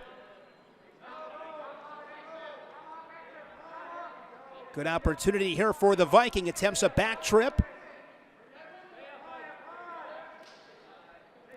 What's the best way to finish this, JD? See, I like to transition, I was just about to say, to the outside of the leg. Much easier to finish. Then you have more options, right? So you see him going kind of uppercut, back trip, now pulling back in, looking to pivot. That's what you don't want to do, though, is transition to that double leg. I don't like that because you go from a position of high advantage with one leg up in the air to then almost a 50-50 kind of position where you're on your knees and you give your opponent an opportunity to defend. Just keep, I know the back trip didn't work. He tried to pivot down, didn't work.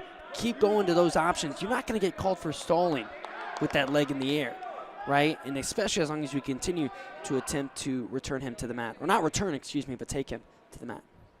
So Rubel defends, does not give up the takedown. Saylor 5-6 this season. Bob Del Rosa Open runner-up. He was 2-2 at the Cleveland State Open. No score midway through this first period. Rubel an even 4-4. 3-2 in dual meets. He was 1-2 at the CKLV. And now Rubel with a single leg gets that opposite ankle and scores the takedown. That was great stuff. Textbook down block, arm drag to the single leg, quick finish. Now he transitions right into that right leg in. 3-0 for Rubel. Rubel down from 157 where he wrestled last season. At the Purdue banquet, he earned Purdue's Most Improved Award. Crank it away on a power half. A lot of pressure being applied. And good recovery there from Rubel. got a little bit high and sensed it quickly. Now he's clinging to a single leg. Yeah, he'll get called for stalling there. I'm guessing he'll trade that for staying on top for these last 31 seconds. He just allowed his hips to fall out of the saddle there. But I like the strategy. Hang on, count reach 5. They hit him for stalling. You'll take that. Now you get a restart with 30 seconds. Slides a boot in once again. Goes back to that power half. Looking to score some near fall late in this period. This time he kept his hips in the saddle a little bit more. Didn't sell out for that power half and fall off to the side. He felt it earlier this time, adjusted, and that's why he's going to finish this period on top with his opponent completely flattened out. And a minute 11 of riding time for the Boilermaker, Isaac Rubel. It has been all Purdue. Ramos at tech fall at 125. Dustin Norris at 133, a major decision. And after giving up the first takedown, Grayson Clark at 141 earned the tech fall for the Boilermakers. Purdue leading at 14-0. Final competition for both these teams here in 2024. Saylor, I think, wisely choosing neutral in this second period. Yeah, because a takedown ties the match. Absolutely. Saylor from Hermitage, Pennsylvania. Hickory High School, 4-time qualifier, 3-time placer. Shot there from Rubel, head to the outside, crackdown position. Now he gets that elbow. He's still going to have to bring that right arm across. See how that right arm is trapped in between the legs? Going to push on the bottom leg with your other hand. Slide that right arm out. Nice job to pop his head. He gets that right arm out and scores the second takedown.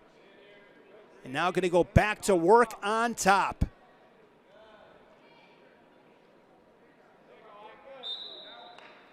They're going to restart. Saylor, you know the legs are coming in.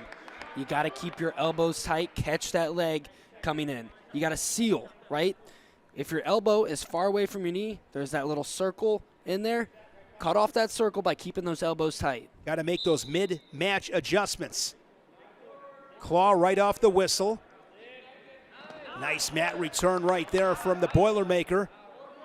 I got a hunch that right boot is coming in with that crab ride. There it goes. Slides the leg in. Quad pod stand up here from Saylor.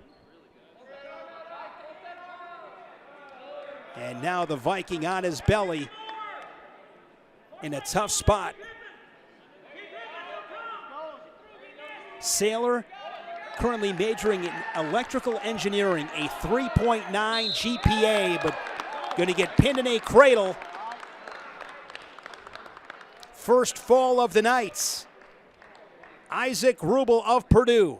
Purdue looking tough tonight. Had a really good team. I mean, just a solid dual meet team. Yes, they do. Off to a really good start this season. Tony Ursland has done a great job in West Lafayette. There's Tony Ursland.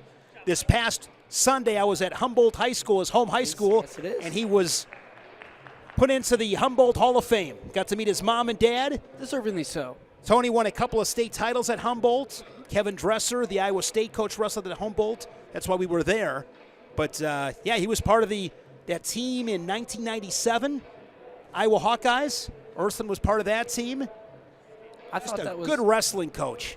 I thought that was so cool when him and Dresser dueled. Awesome. We're doing Iowa State in Humboldt. I wish we saw so much more of that stuff. I know, and I wish they would do that every year. High school venue, great popcorn. The hot dogs were great. I mean, it's just so wholesome. That's the word I'm looking for. Yes. It's like a slice of Americana. Humboldt, Iowa. As an Iowa native myself, it warms my heart to hear you say that shit. It's a great place. When I'm coming from Wisconsin, I pass that Mississippi River, and I see that sign, the people of Iowa welcome you. Like, it really does something to my soul. The people of Iowa do welcome you. They're great people, and it is wrestling territory. Yes, you can smell the wrestling in Iowa. You can smell the wrestling in Pennsylvania. You can smell it in Ohio, Wisconsin, New Jersey. We're going to be at California January 1st. at the Garlic City Rumble. Looking forward to that one to kick off 2025. I mean, I love going to places, JD, where wrestling's important, and you can sense it quickly. 157 pounds, Doug Terry, redshirt junior, one of the leaders for the Vikings. 7-3 start. And Cade Law, a redshirt sophomore for Purdue. Law from Columbus, Indiana, Columbus East High School. This is his first match of the season and his first dual meet of his career wearing that Purdue singlet. Does a nice job there to fight off a leg attack from Terry. Terry was 12-12 last season. Wrestled in his second MAC championships. No score, 1:15 into this first period. Terry from Granville, Ohio, small rural area. Grew up riding four-wheelers, fishing, doing a lot of stuff outside.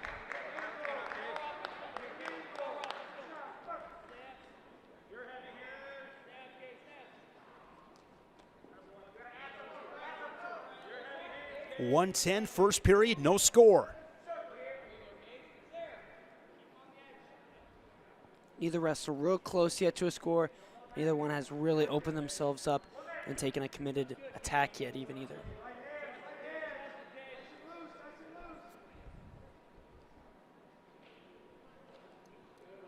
No Joey Blaze tonight for Purdue. National qualifier is out. Blaze off to a quick start once again.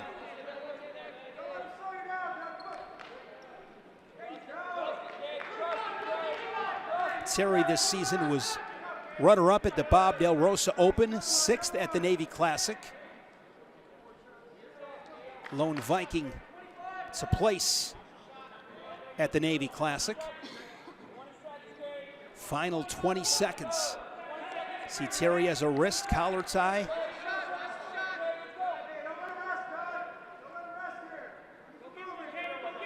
Really hard to score from this ear-to-ear collar tie-up.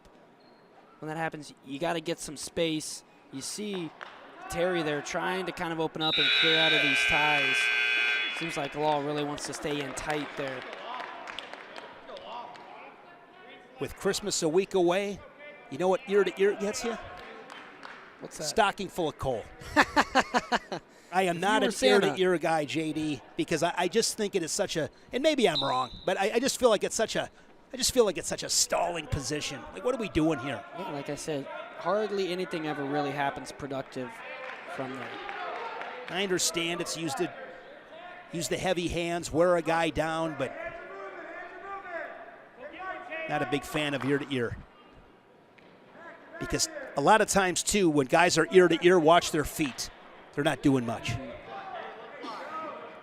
Terry strikes first with an escape. Quick escape. Shot there from Law.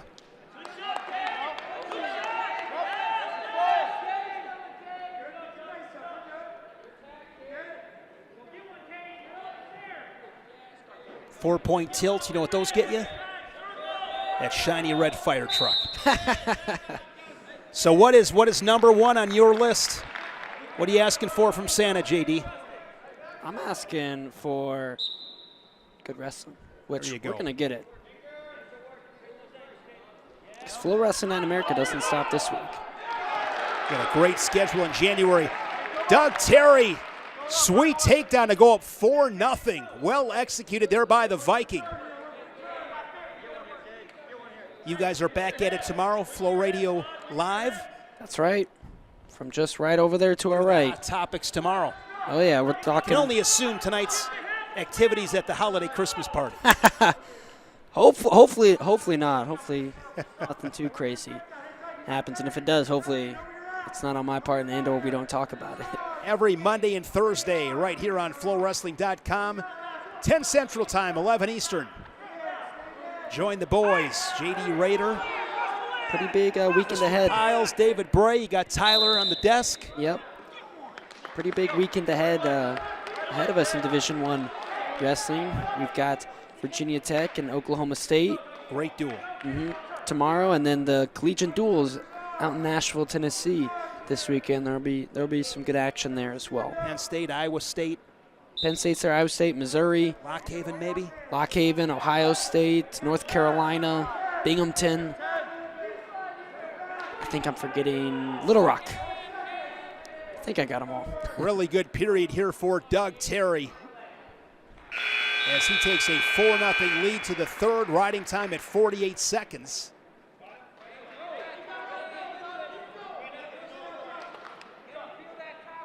And Law will go on bottom.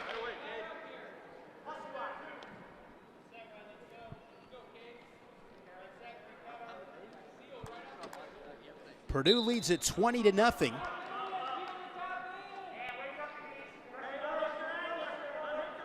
Can just tell Terry's one of those grinders. Oh, yeah. Wrestles hard. See how active his feet are on the top position. Doing a good job of applying pressure forward, using his feet to hook the ankle. Riding time over a minute.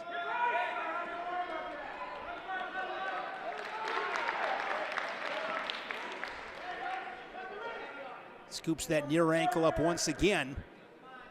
Half Nelson. See those shoe tops just digging into the Resolites.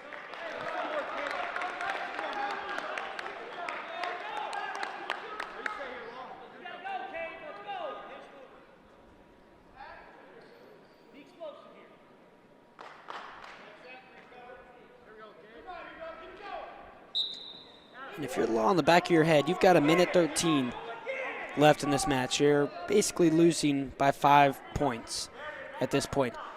You're not the normal starter, right? You're not normally in this position, but make the most of your opportunity. A situation right here, if you can work to your feet and somehow look for a throw. Yeah. Going to be tough to do from this position here as now. He's been suffocating left on boot in. Law has had no answer for the top game of Doug Terry. Looking to turn the hips. And there is a stall call on Cade Law. Second call, so Terry with another point. Riding time secured.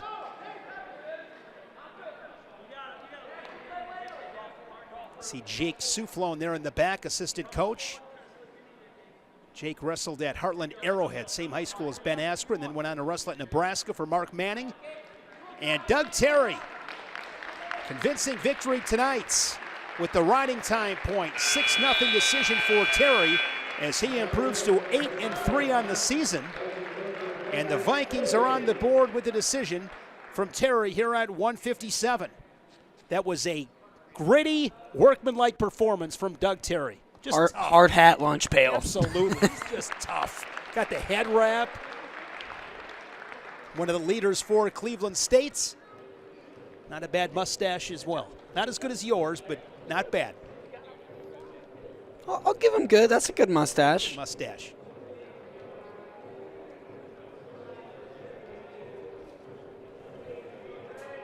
So 20-3 now, Purdue leads.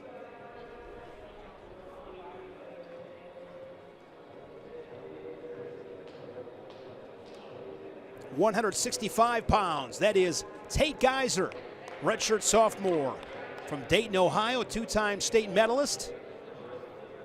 And Stoney Buell, the redshirt junior from Dundee, Michigan.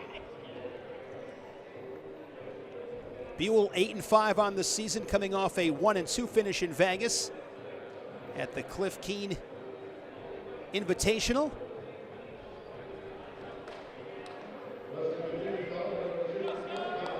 And here we go at 165 pounds.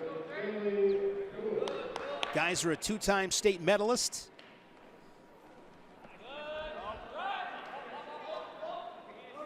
Quick shot there from Buell. I said Dayton, it's actually Dalton. Dalton, Ohio for Geiser. Here's Stoney Buell, single leg on the edge, goes down to that baseball grip on the ankle. And he gets the takedown, 3-0. Stoney Buell, a 4-time state champion at Dundee High School. Part of 4 D3 state championship teams. You and I were talking before the broadcast, JD. Stoney Buell, Casey Swiderski, Braden Davis, now at Penn State, Swiderski at Iowa State, all wrestled at Dundee. Those were some good teams. And small class Michigan, too, if I am correct.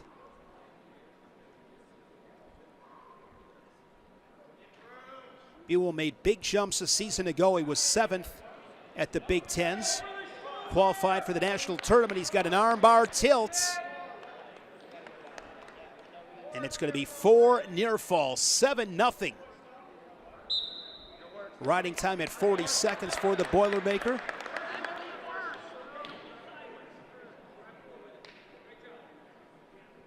Guys are coming off a solid campaign as well. Last season, over 20 wins. He was 5th at the MAC, placed at the Midlands. This season, the Bob Del Rosa Open champ, 7-5 as he skips away. And the Viking on the board with the escape, 7-1.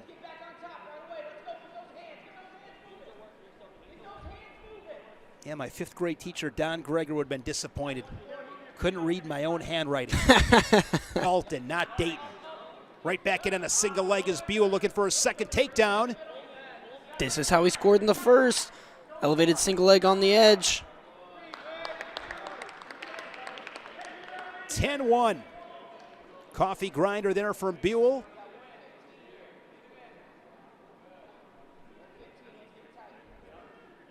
Riding time now over 60 seconds for the Boilermaker.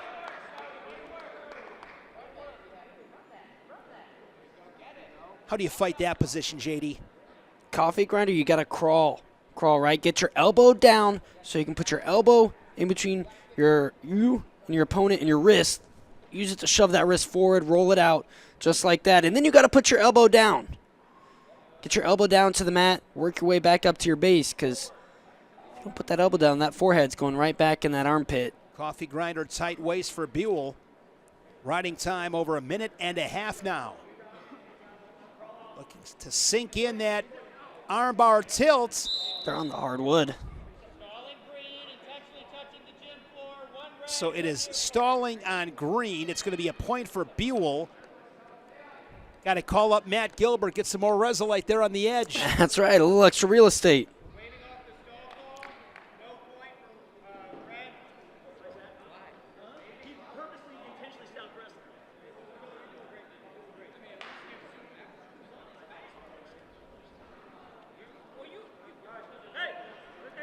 Not sure what the confusion.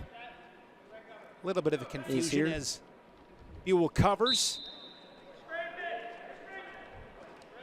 Ankle pick.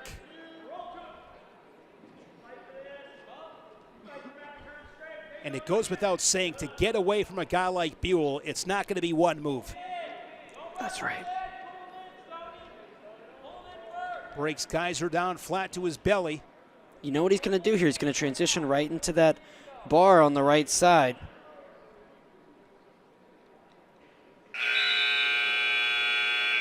Big first period for Stoney Buell. Couple takedowns and a turn. He's up 10-1. And now he will go on bottom to begin second period. Guys are pursuing a degree in finance, a 3.7 GPA. Been wrestling since 4th grade. Grandpa wrestled in college.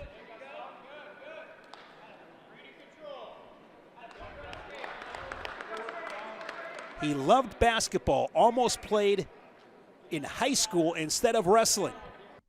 You don't see that too often. And once wrestled a whole match with his singlet on backwards.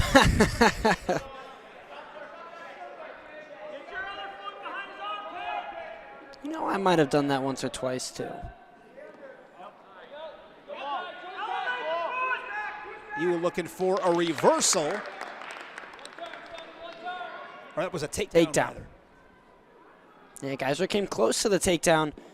Buell did a phenomenal job of hopping over, finding an ankle, kicking out, and getting to his attack, though. Purdue put the bonus points on the train here to Cleveland State. Looking for more bonus points here at 165.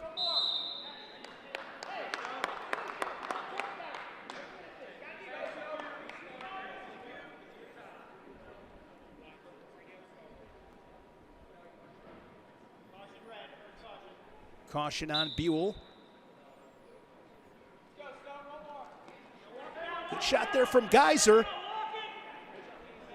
Single leg. Now waterfall position there from Buell, draped over the back. Puts him on a hip.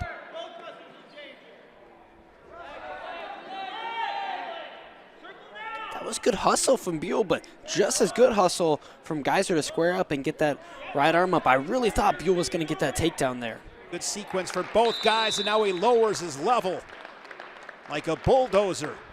Gets the double leg, and the tech falls 17-2 for Stony Buell. Like a bull. Yeah, exactly.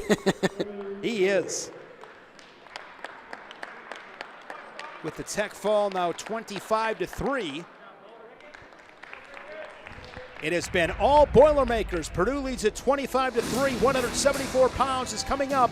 It is FloWrestling Night in America here on Flow Sports.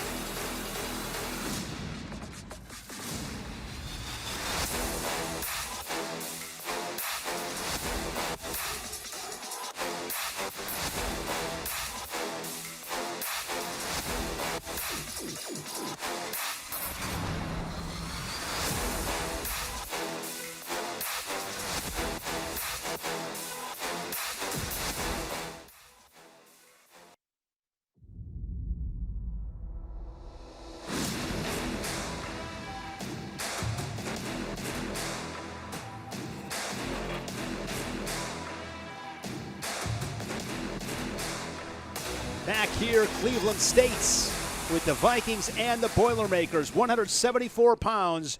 Brody Bauman for Purdue. Gavin Ricketts for Cleveland States. And in about 5 seconds, it's a takedown for Bauman. The redshirt sophomore strikes first. He said he watched his teammate Sonny Buell finish the match with that straight-on blast elbow. He said, "I think that's a good idea. I'm going to do that." Brody Bauman off to a really good start, wasting no time, looking to finish on a single leg. He is 10-3 on the year. Tiger-style invite runner-up fell to Keegan O'Toole, was 3-2 in Vegas.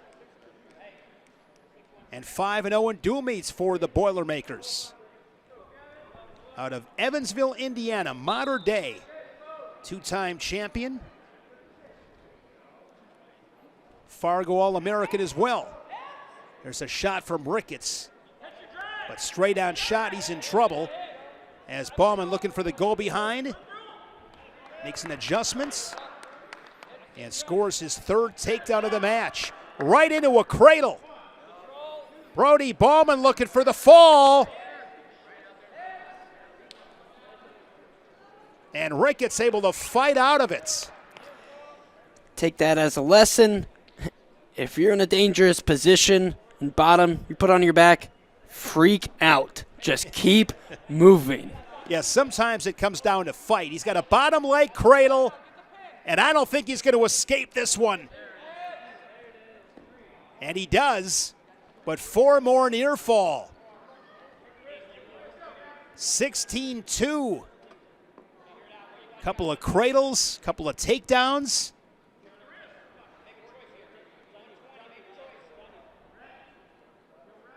Buell gives the escape. Had that 2-on-1.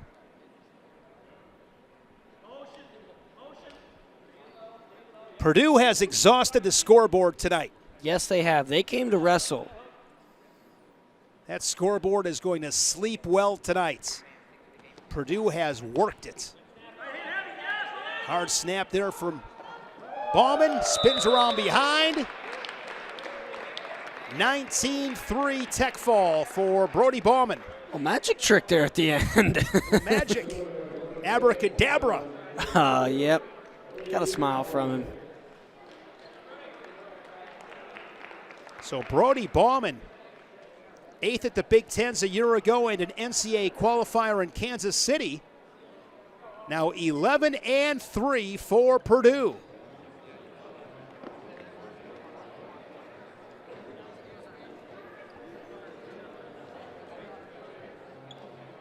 James Rowley is out tonight for the Boilermakers. So Orlando Cruz, the redshirt freshman, will get the opportunity. That is J.R. Reed, redshirt sophomore, Ohio native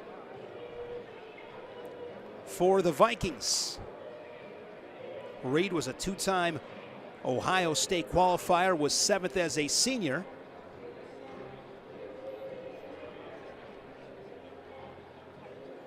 See Orlando Cruz there on your right from Crown Point, Indiana, where he won a state title, was a Fargo All-American. Part of Crown Point team championships in 2022 and 2023.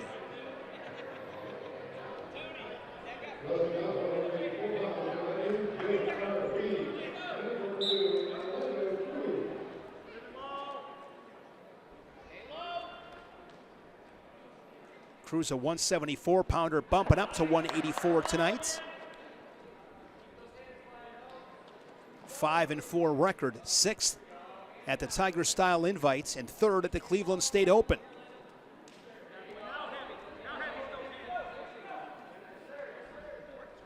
J.R. Reed wrestled at the max as a true freshman at 174, been up at 184 the last 2 seasons. 7-6 for the Vikings. J.R. Reed majoring in mechanical engineering, 4.0 GPA. That's impressive. Got a chance to score here. He hooks that ankle. Neutral danger. And he's going to get the takedown, 3-0. Yeah, Cleveland State, academically, last season, 3.57 GPA, 2nd in the country. Wow. 2 years ago, 3.54, 2nd in the country. In 2021 and 2022, 3rd in the country, with 3.53 and 3.55 GPA respectively. It's getting it done. I mean, the wrestling is awesome. This is fantastic. Being a great wrestler is really important. But I'll tell you what, 4.0s, you know what 4.0s do, JD? They build big houses. 4.0s get you the big house, the pretty wife, the picket fence, the whole 9. They're a sign of culture, of good culture. Absolutely.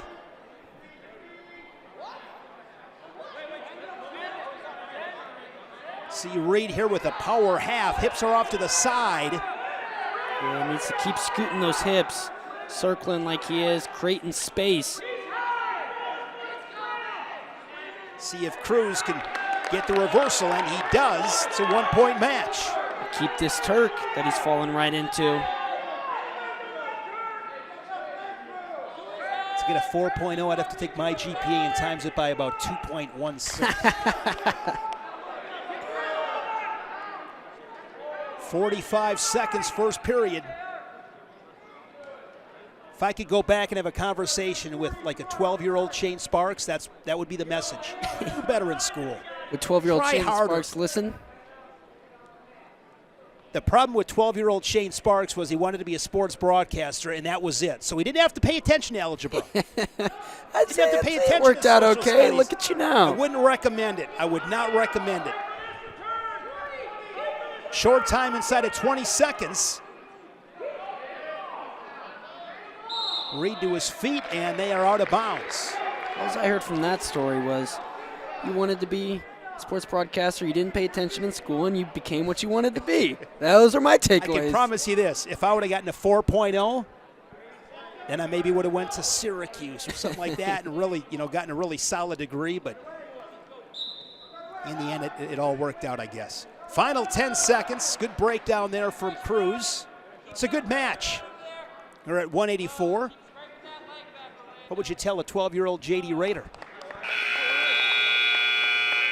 I don't know. I think it turned out okay. So whatever I did, it was okay. I am a big believer, and it's so cliche, but it is so true. You got to experience the ups and downs. I mean, that's you need it all. You got to embrace the tough times. Caution on J.R. Reed, and I love that. I love the caution. Why not? You have a couple freebies. That's right. Hit that little edge.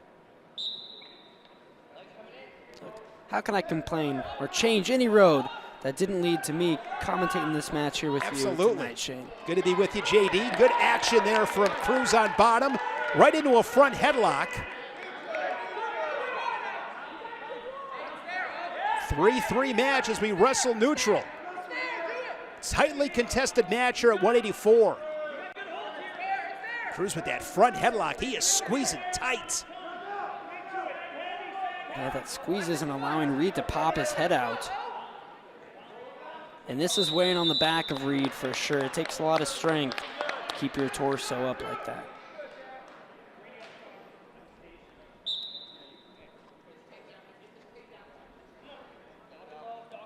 Reed's dream job is to own a company of some sort. Sounds like he's well on his way with his 4.0. Good sequence, good action from both guys. Multiple times now, Cruz has gone to that heavy snap and shot. If he can just get off to a little bit more of an angle, he might have a little bit more success than he likes the snap to the straight on shot.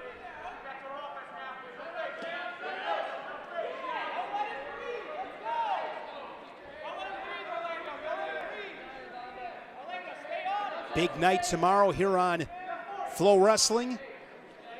Cal Poly versus Cal Baptist. And then Cal Poly and Northwestern.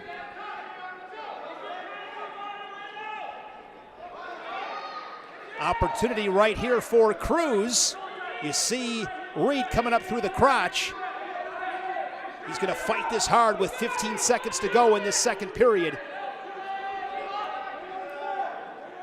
Yeah, Cruz has to keep his weight low like he's doing now. Avoid going over the corner. Yes, and phenomenal head reposition here. Now with that head in the knee, you're more likely to finish here.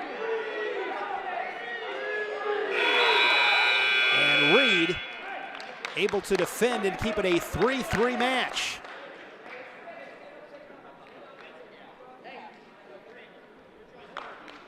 Reed with the choice. He's going to go on bottom.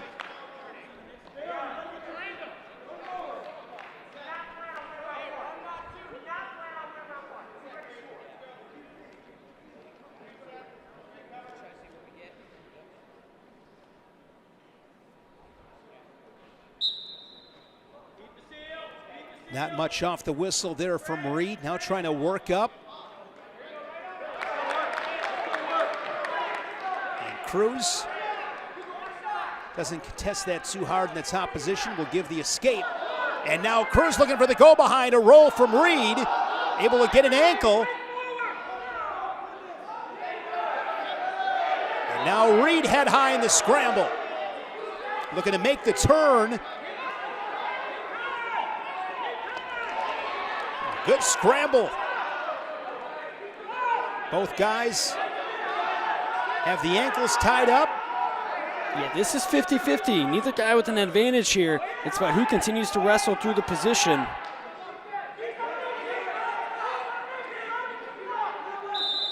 And a stalemate whistle with 107. Been a couple of good scrambles between these two. Yes, there has been. As I mentioned, Cruz a 174-pounder. So he's given up a little bit of weight. We'll see if that takes a toll on him in the final 60 seconds. Reed up by 1. Looking to join Doug Terry in the W column. Terry getting the win at 157 for the Vikings. Riding time and on factor.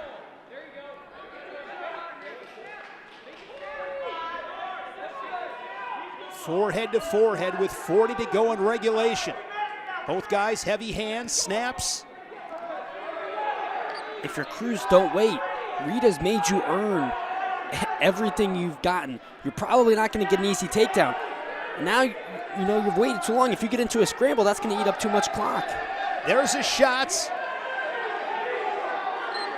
Reed in pretty good shape right here, but Cruz trying to build up.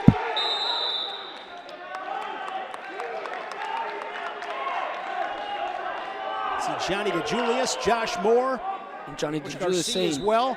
You have no stalls.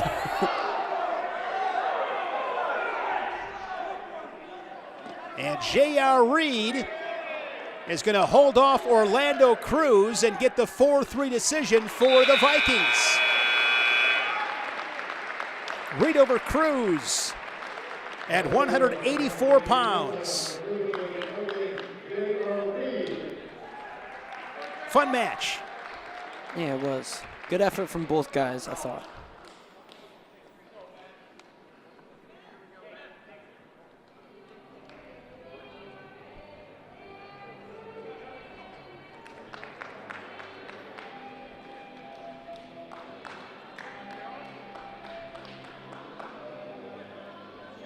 There is Joey Lyons, a redshirt junior for Cleveland State, and Ben Venadia, he too a redshirt junior.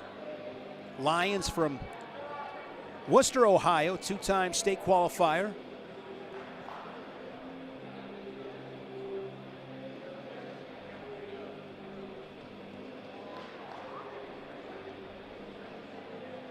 Lions 7-5 for the Vikings. Cleveland State with just one dual meet up to this point. They fell to Columbia. Lions won in that dual meets. He was a runner-up at the Bob Del Rosa Open, 2-2 at the Navy Classic.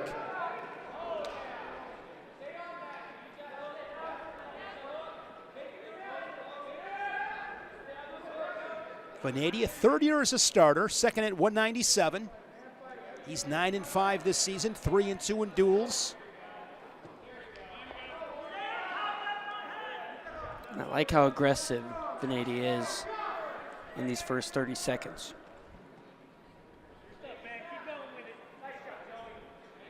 Venadia was third at the Tiger Style Invites.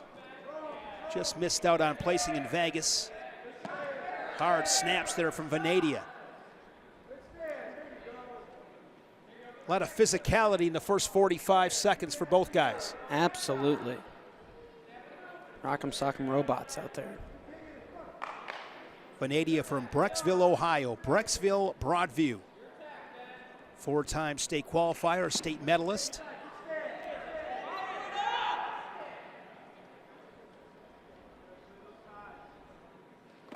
Lyons was the starter last season at 184. And Venadia is going to score the first points in this match with a takedown. He leads it 3-0.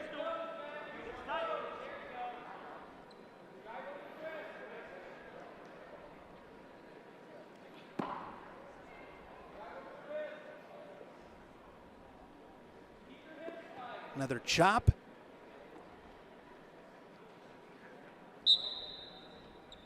.22 seconds of riding time following the takedown from Venadia.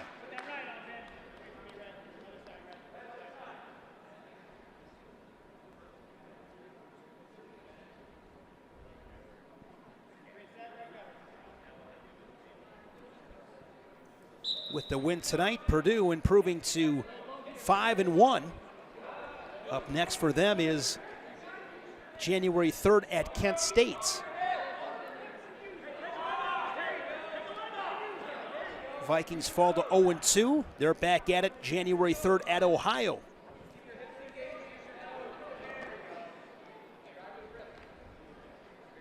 Good forward pressure on top from Venadia.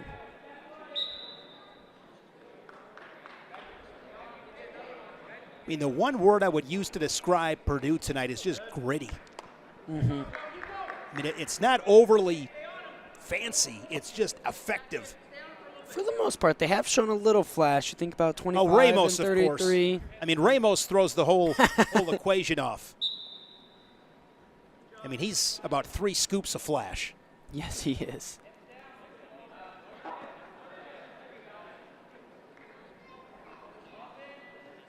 Riding time over 1 minute now for Venadia.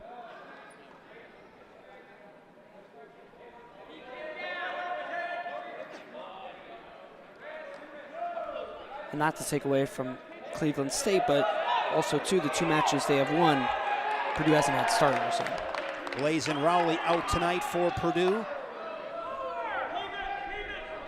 Purdue really likes these bar tilts, don't they? Arm bar tilt here for Venadia. Looking to score inside 15 seconds.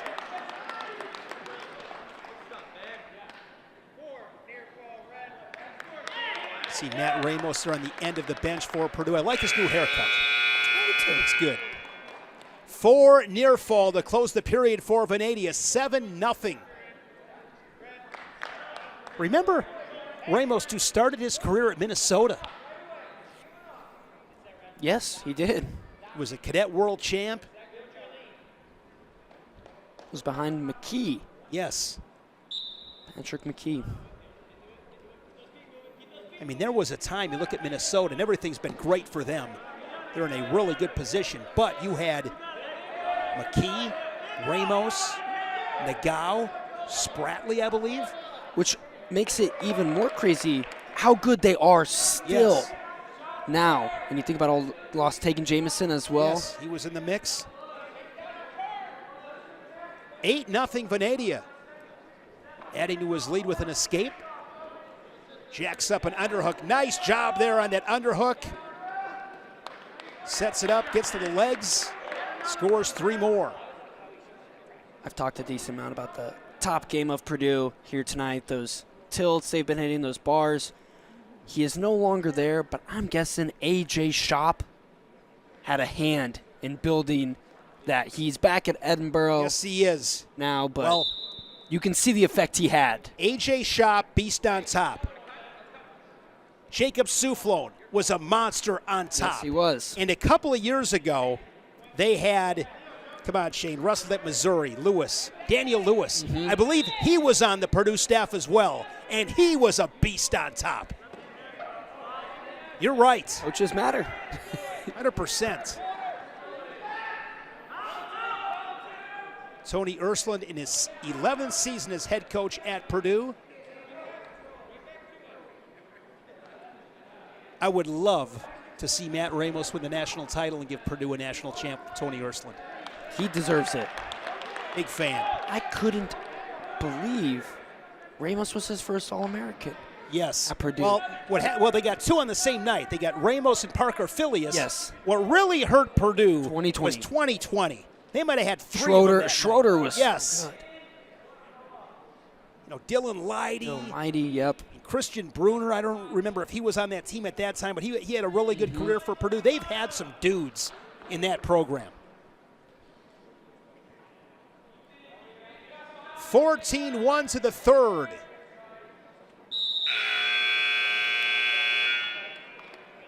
They do a really good job at Purdue as well promoting the program. Absolutely. Tanner Lipset does a really good job. He's been there a long time at the university.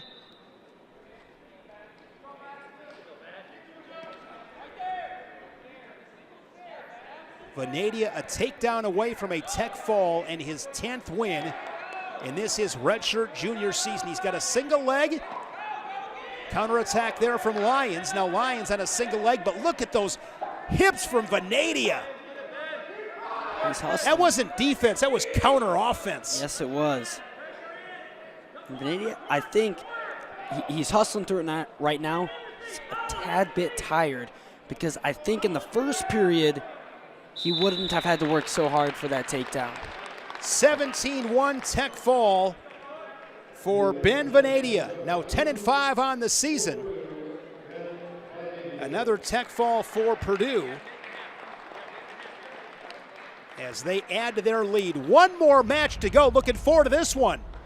Dan Buknovich for Cleveland State. Hayden Filipovich for Purdue. Our final match in this dual meet. It is coming up next here on FloWrestling.com.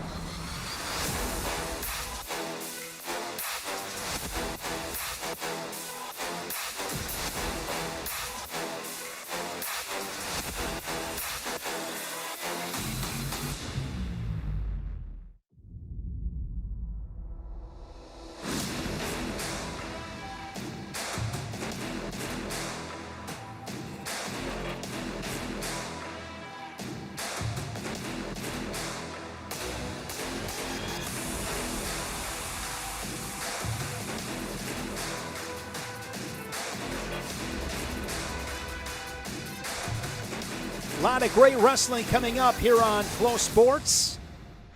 The Beast of the East. Women's action starts tomorrow. The men kick off action on Saturday. Garlic City on January 1st to kick off 2025. And the Southern Scuffle. University Tennessee Chattanooga. Believe that's been moved back a week. It's normally right around like the New Year, right? Mm-hmm. Yep. So they moved that back a week. It's all right here on Flow Wrestling. Final match of the night. It's a good one.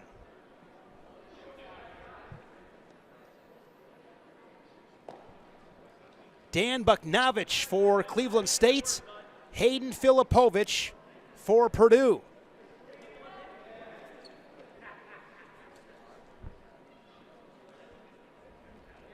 Buknovich, NCAA qualifier for the Vikings.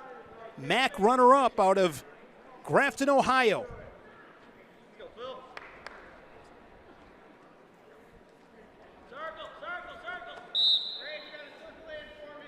Hayden Filipovich, a redshirt junior. 7-6 on the season, 3-2 in duels. Was 4th at the Tiger Style Invite, 2-2 in Vegas. From Indianapolis, Indiana, wrestled at Lutheran High School of Indianapolis, where he was the first state champion in school history in 2021. Wow.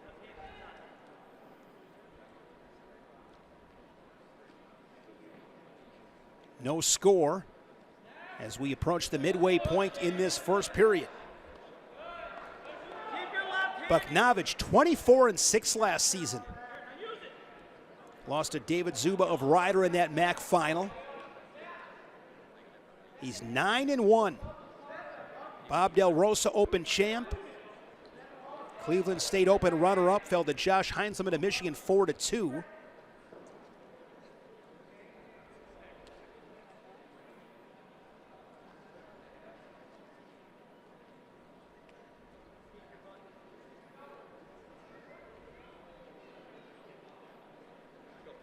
Forehead to forehead inside of a minute in the first. Arm drag there from Buknovich.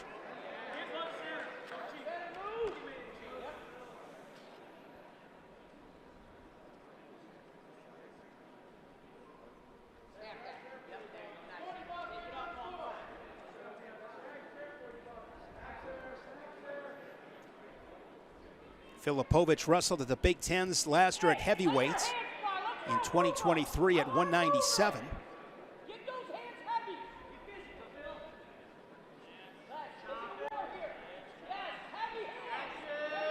Short time here in this first period.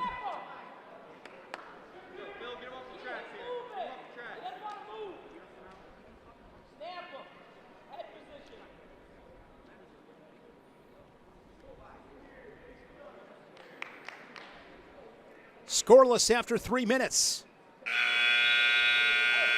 Choice goes to the Boilermaker, Filipovich.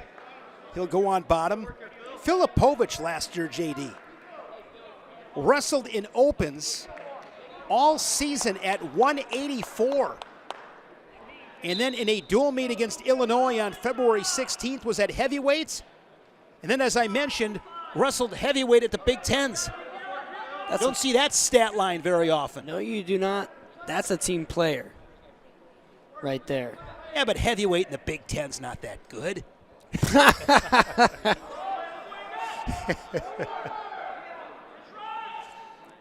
Yeah, Big Ten and heavyweight in the Big Ten, it's overrated, JD. Stevenson, Kirkfleet, Feldman, come on. Nah. It always blows my mind when I'm near those guys. It's like, how are people made this way? They are basically a different species. I mean, the top 5 in the country FloWrestling rankings: Gable Stevenson, Kirkfleet, Hendrickson, Bastida, Trumbull. Have fun with that. Good job here from Buknovich in this top position. Riding time at 50 seconds. This is big. Goes thigh pry right off the whistle. See the shoe tops digging in, applying that forward pressure. Filipovic on his shoelaces, head down. He is doing a good job of not giving up his wrists.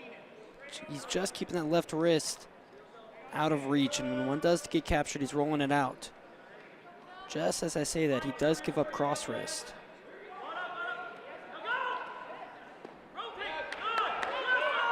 Oh, he got caught on his butt. You got to come up to your feet. Buknovich, 25 seconds away from riding Filipovic the entire second period. And that takes a ton out of you on bottom. Yes, it does. And it can be very demoralizing. He got close to that escape. They're almost at it. Could sniff it. Just stayed a bit too long on his knees. And props to Buknovich, who made him pay for it. Big 10 seconds right here.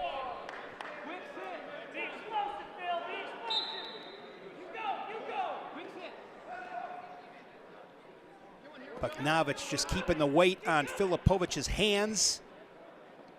Hook on the right side, and it is a ride out for Daniel Buknovich. He rides Filipovic the entire 2 minutes of the second period.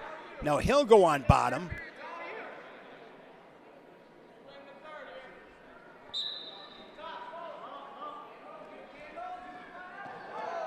And he is in position here for a reversal. He gets it, he's up 2-0. And right back to where he wants to be in that top position.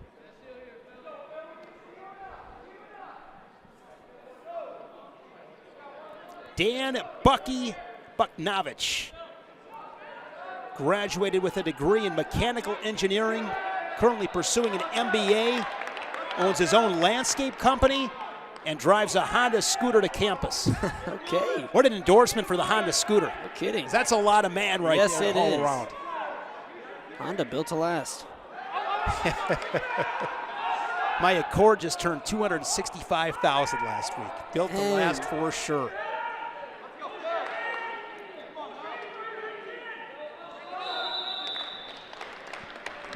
Filipovic going to hold on for that stalemate. I'd maybe like to see him work for that takedown. He hasn't had many scoring opportunities here in this match. But a situation, if somehow, some way Filipovic can sneak a takedown, he can steal this one. Yes, he can. Riding time is locked up for Buknovich, but again with that 3-point takedown, easier said than done. Buknovich doing a really nice job keeping territory right there on that Viking logo, center of the mat. Here's a shot from Filipovic. Buknovich had that one squared up. And now he's going to lock up a cradle, maybe for a second. He'll spin around and get the 3, and that will do it. Dan Buknovich NCAA qualifier a year ago for Cleveland State, will pick up his 10th win of the season. He improves to 10-1 with the riding time points. It's a 6-1 decision. Buknovich over Filipovic.